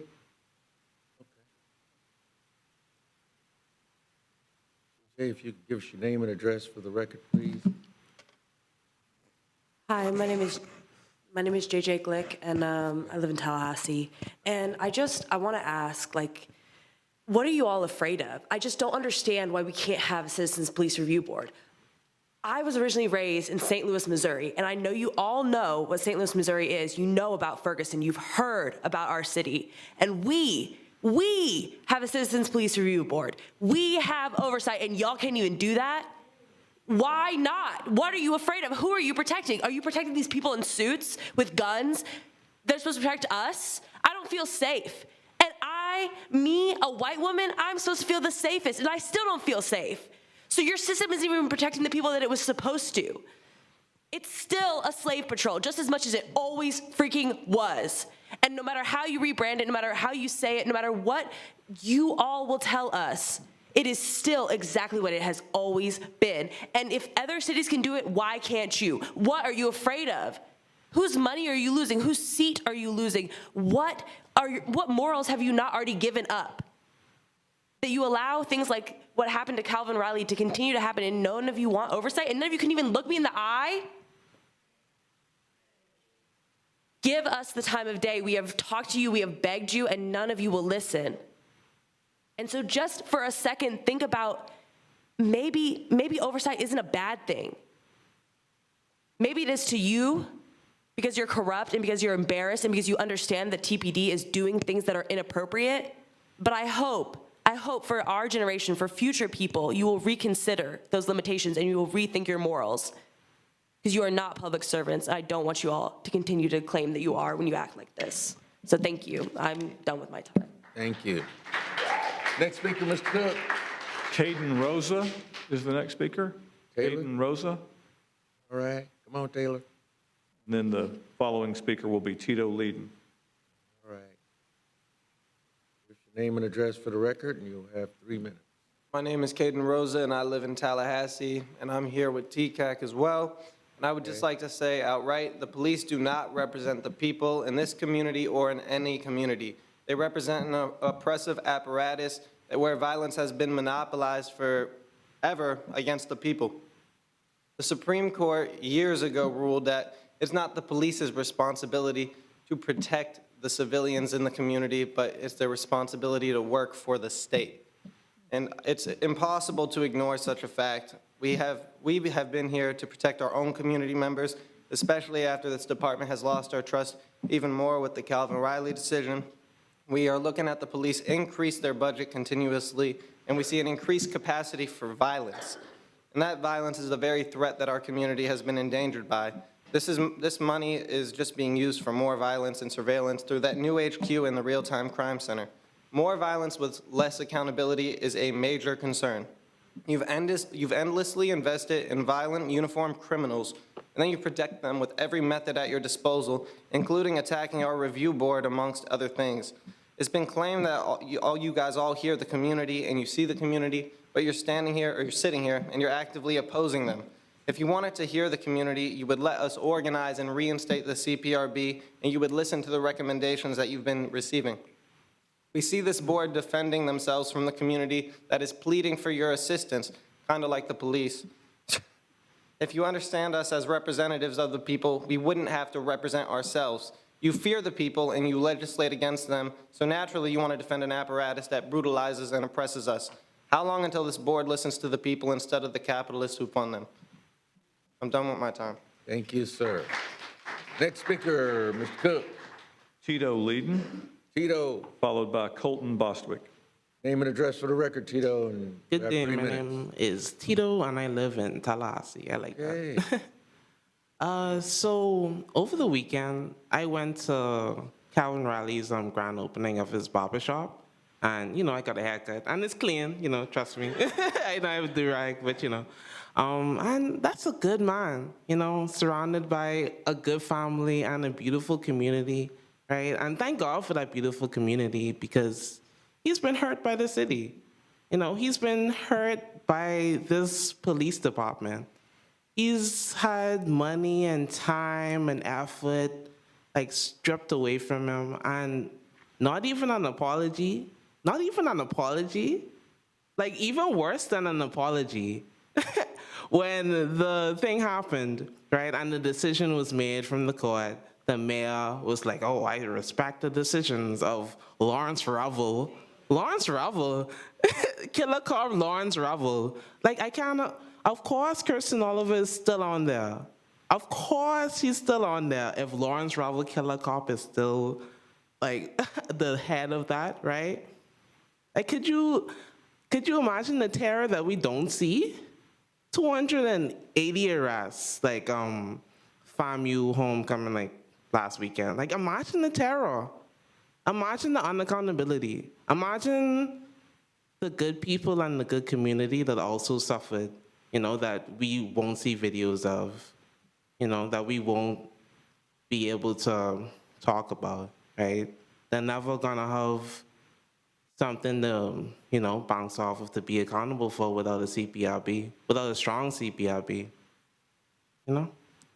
And yeah, it's just a sad thing, but I believe that we could get a CPRB if y'all give us a public hearing, put it on the agenda, and actually, like they say, actually be public servants and care about the public, right? I yield my time. Thank you, sir. Next speaker, Ms. Cook. Colton Bostwick is our next speaker, and then Robert Lee. Mr. Bostwick, give us your name and address for the record, please. You have 3 minutes. Hello, my name is Colton Bostwick, and I am a resident of the City of Tallahassee. Okay. So I'm here today to represent, as a member of, the Tallahassee Students for a Democratic Society. And as such, I am a member of that transient population, the one that's not here for long. My roots are very shallow. However, the people of this beautiful city do have the deep roots. They've been here for generations, and they do have to live every day alongside our police department. And we live in a city where, unfortunately, our police can abuse their power. They can ruin lives and end lives not just through the barrel of their gun, but through paperwork and criminal charges that can destroy a life for a crime that someone may have not even committed, as with Calvin Riley being convicted on false planted evidence and without due process guaranteed by our Constitution. I was not here in the year 2020 when, after the murder of George Floyd in the streets of Minneapolis and the consequent uprising and discontent, that this review board was established. However, I have been heard and seen the systematic weakening and eventual spiriting away of this valuable, bare minimum, frankly, reform. Reform and the need for reform doesn't disappear just because the name George Floyd is disappearing from the lips of common society. Just because we don't mention George Floyd's name every day anymore does not mean that we no longer need to attempt to keep our cops in check and assure that a situation like his can never happen again, and that if it does, the people who committed said offense are held accountable. And given that today we are still talking about Calvin Riley and police death, it is clear that the need for this reform in this board is still absolutely necessary. And so I speak here, hopefully rightfully representing the interests of the Tallahassee community, to respectfully demand the reinstatement of the Tallahassee Police Community Review Board, as well as the repealation of the city ordinance banning its creation, as it is not the state law that allowed you to remove this board, but rather your own action. We should not have to constantly bring up the names of those who have been killed You're at in 30 order seconds. to gain any concessions. We should not have to bring up the names of George Floyd or Breonna Taylor before him, or Freddie Gray before him, or Rodney King before him. We shouldn't have to. And I think this is shameful that we even have to be here tonight. I yield the rest of my time. Thank you, sir. Next speaker is Robert Lee. Robert. Followed by Lilith. Robert, if you'll give us your name and address for the record, please. Good evening. My name is Robert Lee, and my address is exempt. Okay. So I'm here. I'm going to keep it brief. I'm going to basically reiterate what's already been said. We are demanding the reinstatement of the Citizens Police Review Board. We are demanding justice for Calvin Riley, and we are demanding a public hearing on the dissolution of the Citizens Police Review Board. It's really not a lot to ask. You know, it's something that was given to us that we fought for in 2020. This was a concession that was given by the city, you know, which really was not a lot. We certainly wanted a lot more than a Citizens Police Review Board that doesn't have very much power to do anything except give recommendations. But then the decision was made to take even that away from them.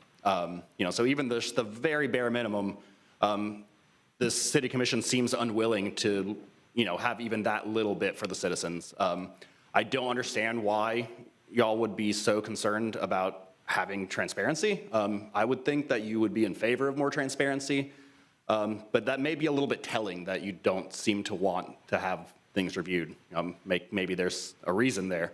So yeah, that's pretty much all I have to say. I did want to keep it brief. I did want to bring back up what my good friend Delilah said about how Taylor Bureau, though, was pushed out of the board over a sticker on her cup.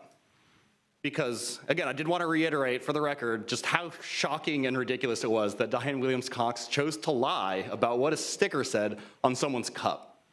Even my children know that it's wrong to lie. I mean, I would hope y'all would know better. Diane, you're a grown woman. Please. Thank you, Mr. Cook. Next speaker. Next speaker is Lilith, and then Adam Flannery. All righty. We could get your name and address for the record, please. You'll have 3 minutes to speak. Hello, my name is Lilith, and I currently reside on the ancestral lands of the Muskogee and Appalachian cultures. Okay. Every act of resistance, whether it be organizing, rallying, feeding, sharing, redecorating, growing, made in an effort to spread awareness of the atrocities at hand, is a painstakingly rounded process of sharpening ourselves for the fight of our lives still to come. Keep yourself sharp by continually embracing your growth and your community resilience through diverse comrades and difficult conversations. Building trust means sharing criticism and accepting criticism. It's easy to forget the most vulnerable people exist when erasure is often written into that vulnerability. People are left behind far too often, and we are all capable of it. An act of violence is predicated on the basis of wielding power over others. In this way, it is systemic. Any attempt to disrupt this power differential is an act of resistance from said violence and a defense of autonomy. Pacifism is not an action to violence. It's a refusal to engage with oppressive tactics and is instead a defense against this violence. No peace can be found in the bottom of a barrel. And if language is power, then words are our first line of defense against oppression. But in the end, words can never describe how I feel anyways. July Perry made us sharp. Willie Howard made us sharp. Jellos Harrison made us sharp. Ernst Ponder made us sharp. Reuben Stacy made us sharp. Robert Johnson made us sharp. Claude Neal made us sharp. Samuel Neeson made us sharp. James Clark made us sharp. George Buddington made us sharp. Willie Washington made us sharp. Henry Simmons made us sharp. Sam Carter made us sharp.